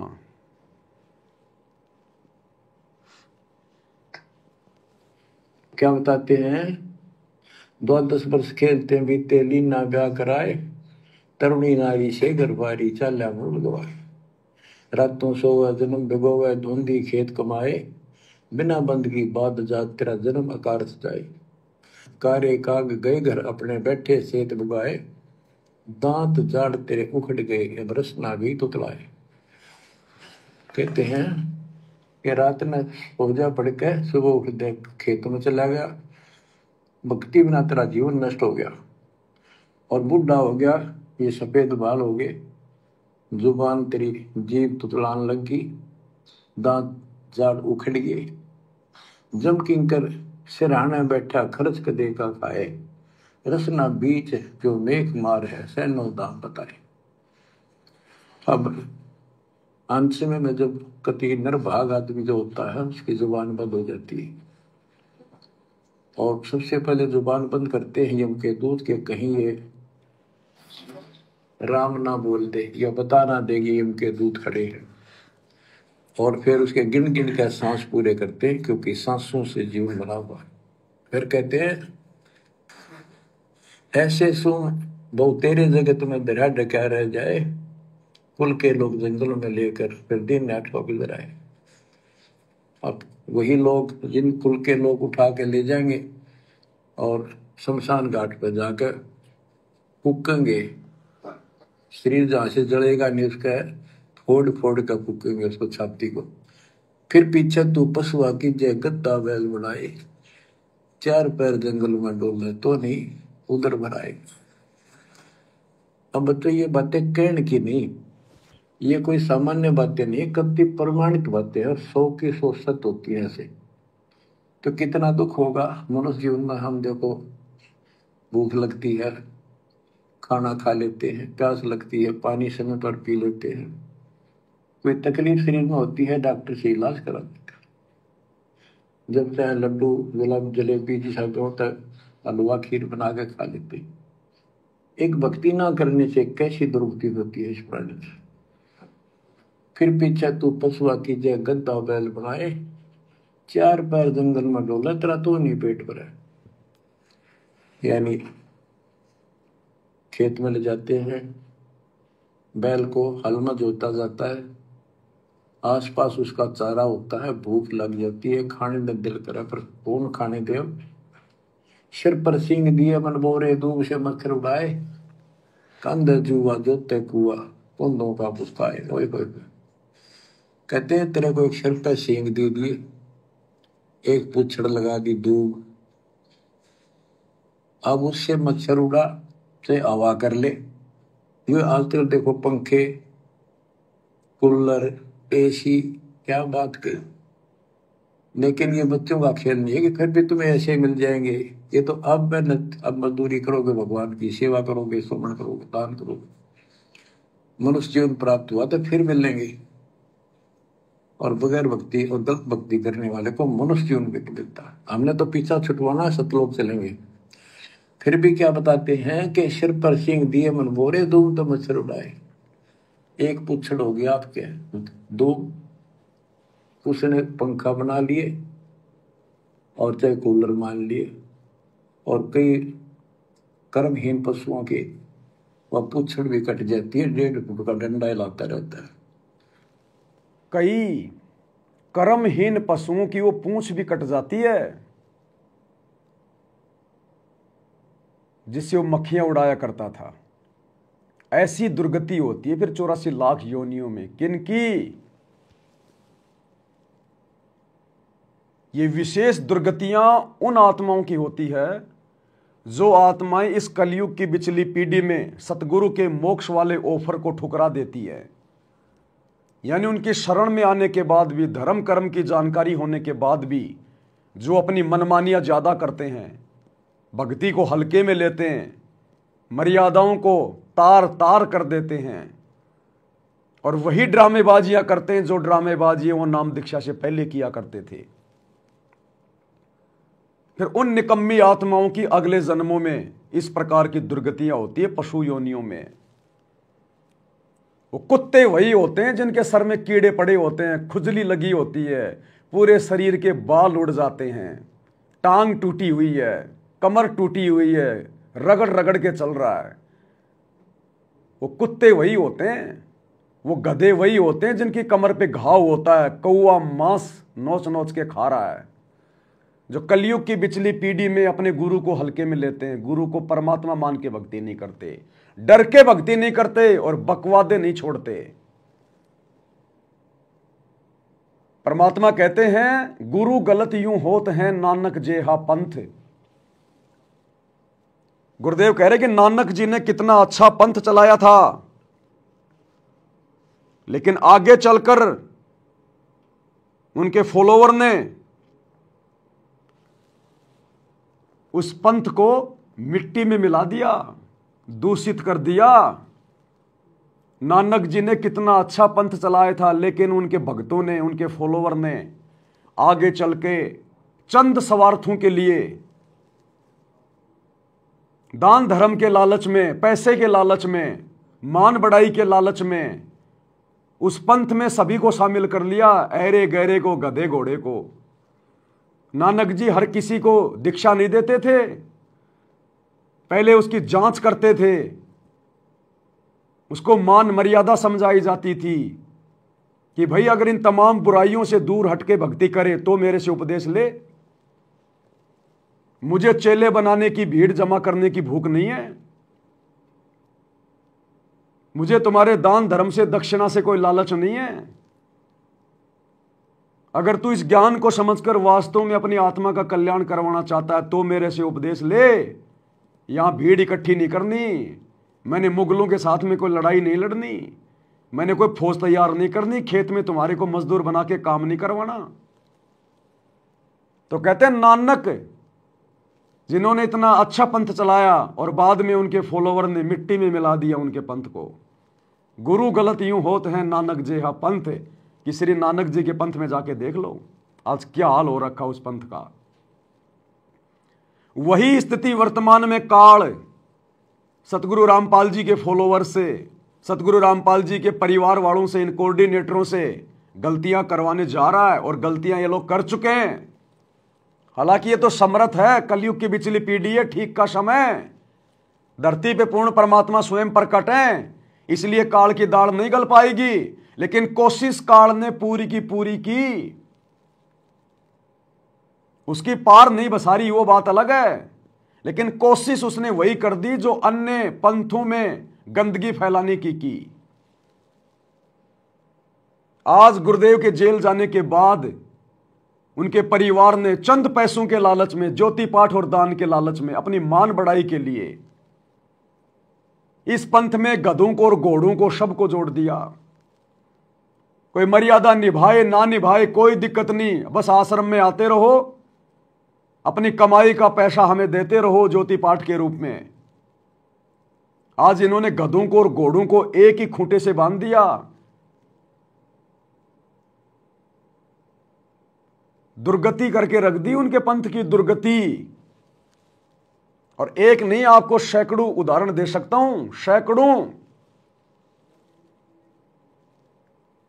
बहुत सारे एग्जाम्पल हैं। एक लड़का दिखाता हूं आपको मैं, आप सब जानते होंगे इसको, इसकी शक्ल दिखा देता हूं एक बार मैं आपको। नग्गड़ आदमी, नग्गड़, इसकी शक्ल दिखा देता हूं आपको थोड़ी सी, एक बार पहचान जाएंगे आप इसको। ये नंगड़ आदमी, नंगड़, कपड़े उपड़े निकाल के बैठा हुआ है, नंगा होके, नीचे पहन रखा नहीं पहन रखा हमें नहीं पता, क्योंकि नीचे का दिखाई नहीं दे रहा कुछ। ये लड़का जिसको आप जी बॉलीवुड का एक्टर ऋषि राज मानते हो, ऋषि राज, जिसने इन सतलोक आश्रमों से दीक्षा ले रखी है, इसके गले में क्या, ध्यान से देख लो, इसके गले में क्या है, देख लो। ये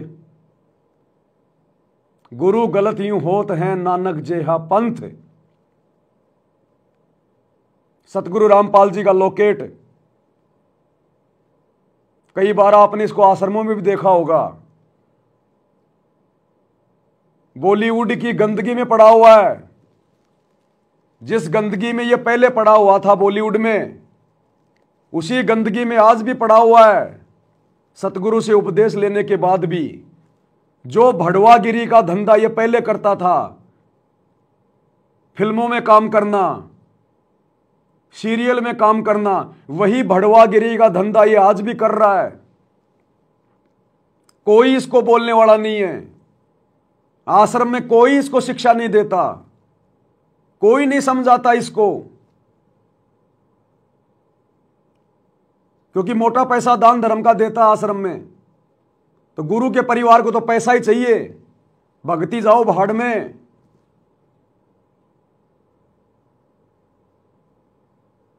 गधा आओ चाहे घोड़ा आओ, कोई मतलब नहीं है। आगे चलकर यही गंदगी सतगुरु रामपाल जी के बदनामी का कारण बनती है। अरे ये क्या शिक्षा दे रहा है लोगों को सतगुरु से उपदेश लेने के बाद? क्या प्रेरणा दे सकता है ये समाज को? भड़वागिरी के अलावा कोई प्रेरणा नहीं दे सकता। इसके हाथों से बांटी गई पुस्तक किसके ऊपर असर करेगी? इसके मुंह से सुनाया गया सत्संग किसके ऊपर असर करेगा, जो खुद अपने गुरु की एक भी बात को अपने जीवन में लागू नहीं कर रहा?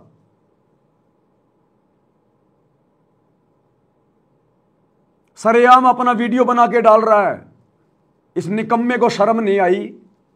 कम से कम ये भड़वागिरी का धंधा करने से पहले अपने गुरु का लोकेट तो गले से निकाल देता।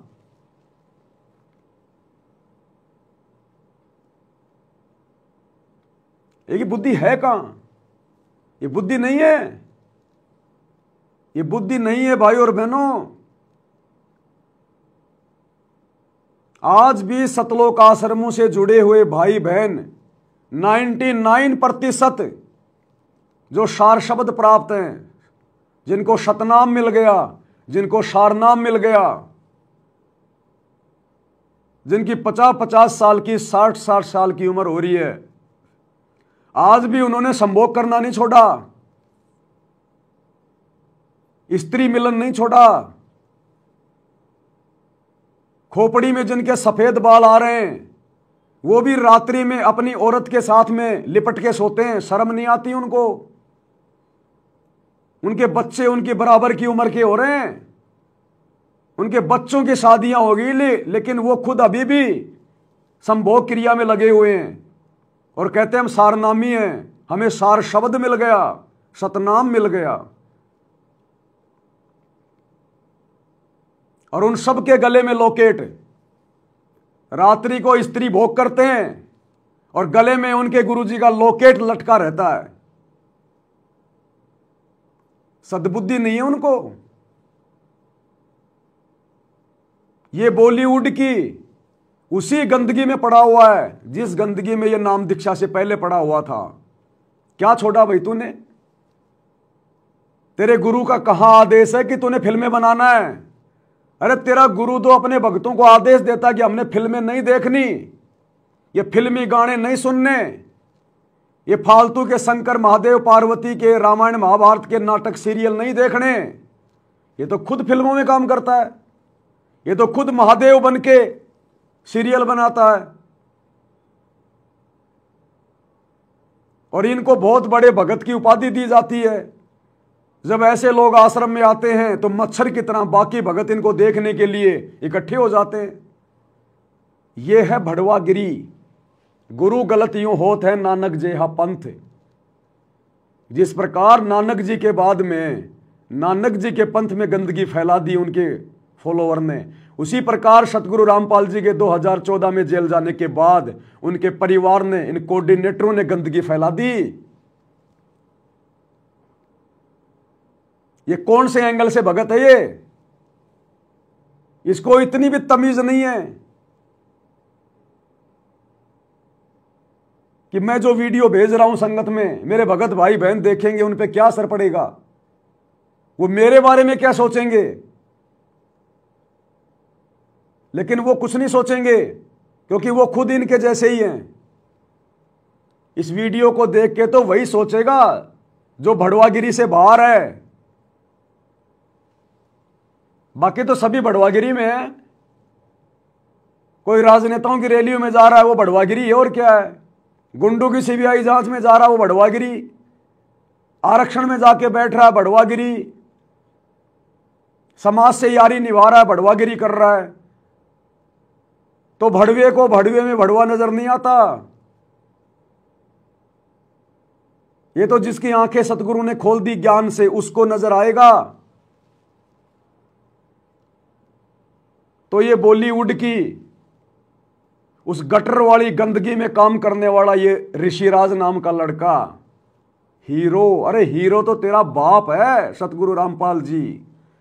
असल में अगर धरती पे कोई हीरो है वर्तमान में तो सतगुरु रामपाल जी है, उनसे बड़ा कोई एक्टर नहीं।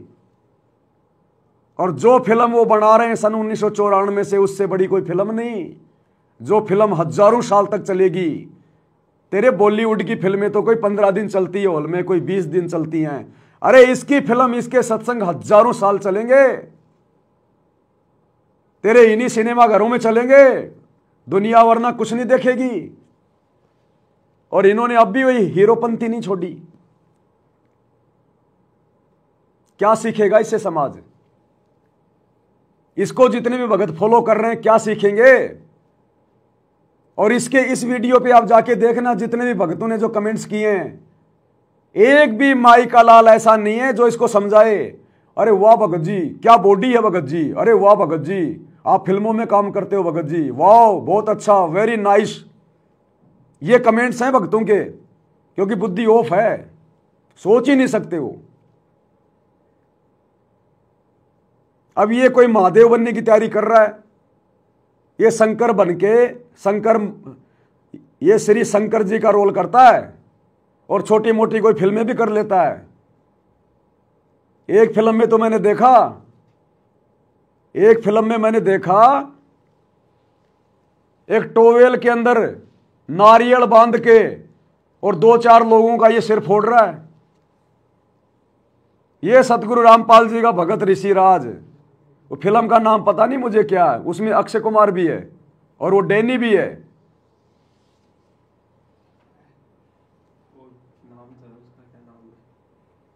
पता नहीं क्या नाम है, क्या लेना देना अपने को, ऐसे बड़ुओं की फिल्मों का नाम भी लेना बेकार है। इन बड़ुओं की फिल्मों का तो नाम लेना भी बेकार है, नहीं तो कोई देखेगा बेचारा, उसका समय बर्बाद होगा। तो उसके अंदर वो टोवेल में नारियल बांध के और ये लोगों के सिर फोड़ रहा है। इनको नकली काम करने बहुत अच्छे लगते हैं।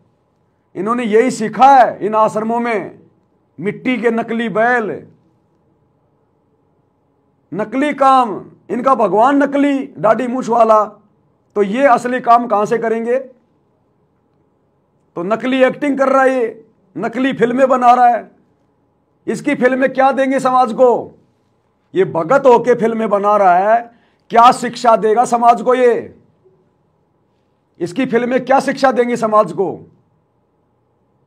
गंदगी कभी किसी को पवित्र कर सकती है क्या? तो ये कोई मेकअप रूप में बैठा, मेकअप रूप में। अब कई कह देंगे भगत जी तो एक्टिंग करता है, इसका धंधा है। तो धंधा तो भैया दारू का ठेका चला रहा है, उसका भी धंधा है। तो क्या नाम लेने के बाद वो भी दारू बेचे? धंधा तो भैया किसी का मांस काटने का भी था, तो क्या नाम दीक्षा लेने के बाद में मांस काटते रहे? कौन से दिन छोड़ोगे फिर ये धंधे? अरे जिस बॉलीवुड की गंदगी ने समाज को सबसे ज्यादा बिगाड़ा, तुम्हारे गुरु के भक्ति मार्ग में सबसे ज्यादा गंदगी किसने फैलाई? तो इन फिल्मों ने, इन धारावाहिक ने, इन सीरियल ने। तुम्हारा गुरु तो इन नकली ब्रह्मा विष्णु महेश की, शंकर भगवान की असलियत को सबके सामने लाना चाहता है। और ये शंकर भगवान का रोल करके, महादेव का रोल करके, ये दुनिया के दिलो दिमाग में इन नकली भगवानों की महिमा को जमा रहा है। अरे डूब के मर जाना चाहिए इसको। अगर इसको कोई 20 करोड़ रुपए दे तो भी इसने ये रोल नहीं करना चाहिए शंकर जी का। अरे अब तू भगत बन गया, तेरे को परमात्मा ने भगत का रोल दे दिया, अभी भी तू काल के बेटे का रोल कर रहा है। तो ये मेकअप रूम में बैठा है, और वो जो मेकअप करने वाला इसका मेकअप कर रहा है, इसके झूठे बाल लगा रहा है, नकली बाल लगाएगा, इसके थोबड़े को पता नहीं लाल काला पीला करेगा, पाउडर पाउडर क्रीम करम क्या लगाते हो मेकअप में, नकली इसको वो कपड़े पहनाएगा और महादेव बना के खड़ा कर देगा। और गले में लटका रखी है सतगुरु रामपाल जी की फोटो। दुनिया को संदेशा दे रहा है कि सतगुरु रामपाल जी की भक्ति में ये फिल्में देखना कुछ मना नहीं है। वो तो सतगुरु रामपाल जी ने फालतू में ऐसे बोल दिया, देखो मैं तो उनका भगत हूं, मैं तो फिल्में में काम करता हूं, मैं तो फिल्में बनाता हूं। क्या ये किसी को कहेगा कि फिल्में मत देखना? क्या ये बंदा किसी को कह सकता है जो खुद फिल्में बनाता है कि भैया फिल्में मत देखो, फिल्में मत देखो? तो ये काहे का भगत है? ये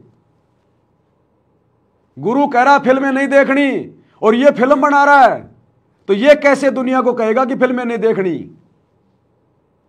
ऐसे गधे आश्रमों में लाके बांध दिए गए, पता ही नहीं चल रहा गधा कौन है, घोड़ा कौन है। और इनको परम भगत समझे जा रहे हैं। इनको देख के भगत बड़े प्रभावित होते हैं, ओ हो ऋषिराज भगत आ गया, ऋषिराज भगत आ गया।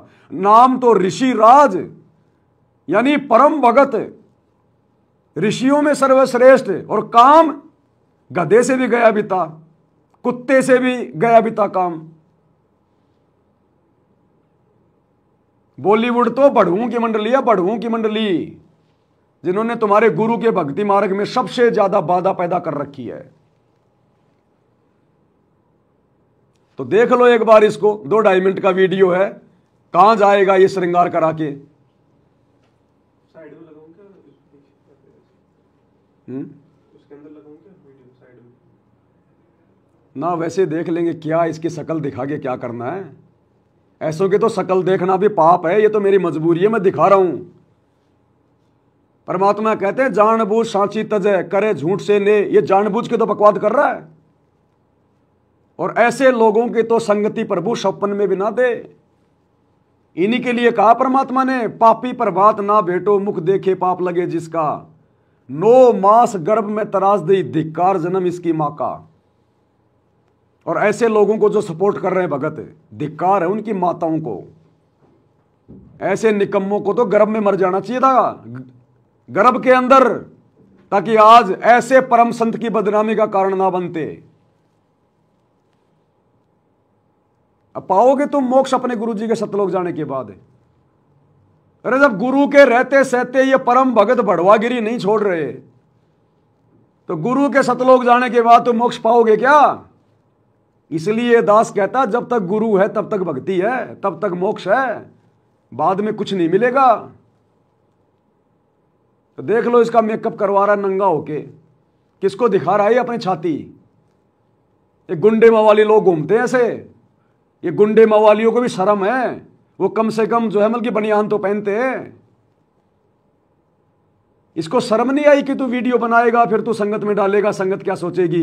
लेकिन शर्म नाम की चीज है ही नहीं, क्योंकि बॉलीवुड वालों को अगर शर्म आ गई तो फिर तो पूरा देश ना सुधर जाएगा। तो भड़वों को शर्म थोड़ी होती है। देख लो ये क्या मेकअप करवा रहा है और क्या बनेगा ये। और भगत है, तुम्हारा गुरु भाई है, ऐसा वैसा मत समझना इसको। तुम्हारा गुरु भाई है, ऋषिराज एक्टर। कई भगत तो इसीलिए इसकी चापलूसी करते हैं कि मेरे को भी छोटा मोटा कोई फिल्मों में कोई चपड़ासी का रोल मिल जाएगा। देख लो अपने भगत भाई को एक बार।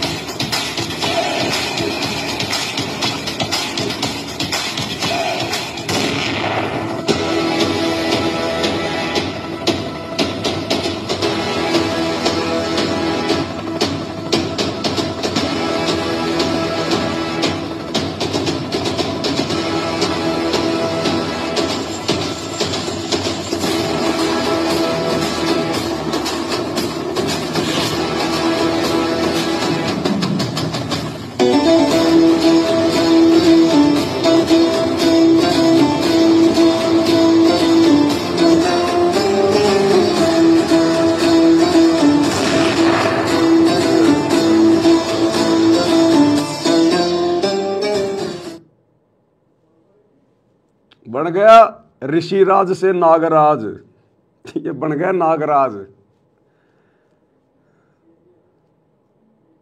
ये है सतलोक आश्रमों से जुड़े हुए हमारे भगत। गुरु गलत यूं होत हैं नानक जेहा पंथ। ये बड़वागिरी गुरु के रहते सहते नहीं छूट पा रही, गुरु के सतलोक जाने के बाद कैसे छूटेगी? ये हिजड़े नहीं होते, ये जब मार्केट में पैसा मांगने के लिए निकलते हैं तालियां पीट पीट के, उससे पहले मेकअप करते हैं पूरा ऋषिराज की तरह।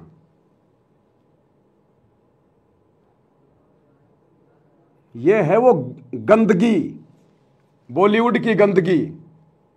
अब ये बन गया, देखो अब कौन से एंगल से तुम्हारे को ये भगत नजर आ रही है। दुनिया भर का नकली आभूषण, दुनिया भर की नकली पोशाक, नकली बाल, नकली मेकअप, क्या है ये? अरे इस वीडियो को जब हमारी सतलोक आश्रमों से जुड़ी हुई माता बहनें देखेंगी तो वो कैसे छोड़ेंगी ब्यूटी पार्लर में जाना, आईब्रो बनवाना, मेकअप करना, सोने चांदी पहनना। वो कहेंगे अभी तो हमारे भगत भाई नहीं छोड़ रहे। जब हमारा गुरु भाई बड़वागिरी नहीं छोड़ रहा तो हम बड़वागिरी क्यों छोड़ें? हम भी तो उसी गुरु की चेली हैं। भक्ति विधान ये कहता है कि ऐसे भड़ुओं को, इसने तो नाम ले रखा है, अगर नाम नहीं ले रखा है तो भी ऐसे भड़ुओं को सतगुरु के उस पवित्र स्थान पर आश्रम में पैर टेकने की जगह भी नहीं देनी चाहिए, पैर टेकने की जगह भी। यह सतगुरु का विधान कहता है। और ये भगत होके बड़वागिरी कर रहे हैं, बॉलीवुड की उस गंदगी में रमे हुए हैं, ये दुनिया भर का पाखंड कर रहे हैं। क्या शिक्षा देगा ये समाज को? अन्य लोगों को जब पता चलेगा कि ये सतगुरु रामपाल जी का भगत है, वो कैसे मर्यादा निभाएंगे? कैसे उनमें संघर्ष करने की वो प्रेरणा जागृत होगी? इसलिए तो बेड़ा गर्क हो रखा है, बेड़ा गर्क, 90% संगत का बेड़ा गर्क। इसलिए दास कहता है ये जितने भी आश्रम हैं ये काल की कैद है, काल की कैद। और एक भी भगत मर्यादा में नहीं है, एक भी भगत। जबकि आश्रम संचालकों को चाहिए कि ऐसे निकम्मों को आश्रम में एंट्री भी नहीं होनी चाहिए, जबकि इनका तो स्वागत किया जाता है, स्वागत। तो ये आश्रम है क्या? ये तुम्हारे गुरु ने खुलवाए हैं क्या? ये है मनमाना आचरण।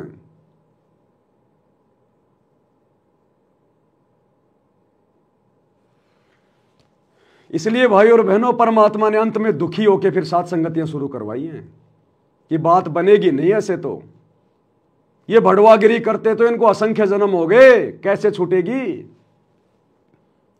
तब परमात्मा ने सात संगति शुरू करवाई है। इसलिए सात संगति में भड़वागिरी के लिए कोई जगह नहीं है। इसलिए यह परमात्मा का 13वां यथार्थ पंथ है। अब कौन से एंगल से भगत है ये? और ये जीने की राह पुस्तक हाथ में लेके, जीने की राह, जीने की राह। अरे तू तो जीना सीख ले पहले। अरे तेरा गुरु जैसा जीवन देना चाहता है वैसा जीवन तू तो सीख ले। उस जीने की राह में इन फिल्म वालों को गुरुजी ने भड़वा बताया, भड़वा। तो तेरे गुरु ने तेरे को तो भड़वा बोल दिया। तू तो भड़वागिरी का काम कर रहा है और दुनिया को जीने की राह पुस्तक बांट के कह रहा जीने की राह, जीने की राह। संत सतगुरु रामपाल जी का ज्ञान समझो। तू तो समझ ले पहले। इसलिए तो गुरु के ज्ञान का किसी पे कोई असर नहीं हो रहा, क्योंकि ज्ञान प्रचार करने वाले खुद ही ज्ञान में नहीं चल रहे। अरे तुमसे तो महात्मा गांधी अच्छा। महात्मा गांधी, एक बुढ़िया का बेटा बहुत ज्यादा मीठा खाता था, तो बुढ़िया ने सोचा कि कहीं भाई बेटे की दिक्कत ना हो जाए, तो सोचा कि महात्मा गांधी जी महापुरुष हैं, उनके वचन में शक्ति है, लोग बड़े बड़े लोग उनकी बात मानते हैं, तो मेरा बेटा भी मानेगा। तो महात्मा गांधी के पास गई, महात्मा जी को प्रणाम किया।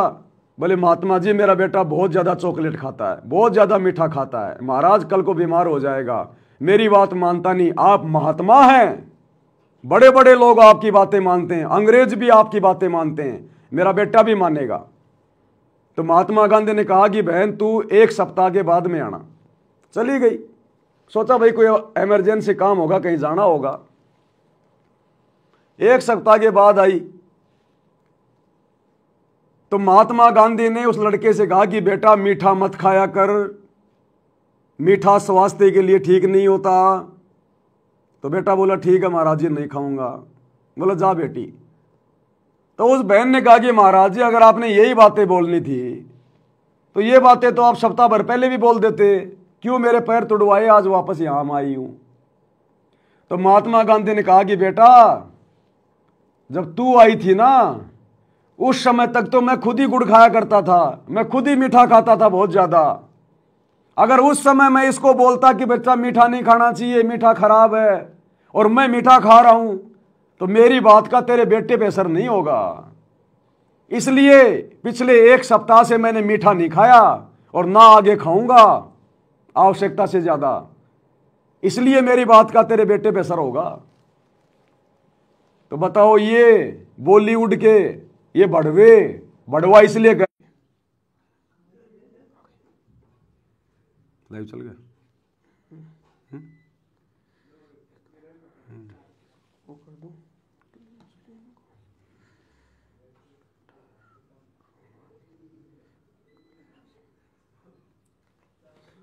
फेस की तरफ लाइट देख दो एक बार। लाइट हो गया लाइव? नहीं चल रहा है। तो भाई और बहनों देखो, ये भड़वागिरी की बातें सुन सुन के लाइट को भी शर्म आ गई, बिजली भी भाग गई। लेकिन आश्रमों से जुड़ी हुई संगत को शर्म नहीं आ रही, जो ऐसे भड़ुओं को आश्रम में एंट्री दे रही है। बेचारी बिजली शर्मा गई, बिजली कट गई कि मैं भी ऐसे भड़ुओं का, जो अपने गुरु को बदनाम कर रहे हैं नाम लेने के बाद, मैं भी ऐसे भड़ुओं की शक्ल देख के पाप की भागी नहीं बन सकती। बिजली कट गई। इन आश्रमों से जुड़े भाई बहनों को यह भड़वागिरी देख देख के, और इस व्यक्ति को जो कहता मैं सतगुरु रामपाल जी का भगत हूं और बॉलीवुड की फिल्मों में काम कर रहा है, सीरियल में काम कर रहा है, गंदगी में सना हुआ है, इनको शर्म नहीं आ रही। इसलिए परमात्मा ने 7 संगतियां शुरू करवाई है, 7 संगतियां। तो भाई और बहनों कितना बड़ा सौभाग्य है आप और हम सभी भगत भाई बहनों का, जो परमात्मा ने हमारे ऊपर दया बख्श दी। हमें परमात्मा ने भड़वागिरी से बाहर कर दिया। हम भड़ुओं की शक्ल भी देखना पसंद नहीं करते, भड़वागिरी करना तो बहुत दूर की बात है। गुरु से नाम ले लिया, मोक्ष प्राप्त करेंगे, सतलोक जाएंगे। खाला का घर है, खाला का घर, सतलोक चले जाओगे तुम। ये भड़वागिरी करते करते, मर्यादा तोड़ते तोड़ते। गुरुदेव कहते हैं सतलोक जाना कोई बरवाड़े का कोई बस स्टैंड है क्या, जो रिक्शा करी और तुम पहुंच जाओगे। जोटा लगेगा, जोटा जोर लगेगा। फिर गई लाइव वो 760 के बीपीएस। तो भाई और बहनों आज का लाइव हम केवल यही समाप्त करेंगे। बेचारी लाइट भी चली गई शर्मा के, और कल फिर परमात्मा दया करेंगे 2 बजे, फिर इसका पार्ट नंबर 4 में हम आगे चर्चा करेंगे। तो आज के वीडियो में केवल इतना ही। परमात्मा हम सबको सद्बुद्धि दे, आशीर्वाद दे। बंदी छोड़ सतगुरु रामपाल जी भगवान की जय हो।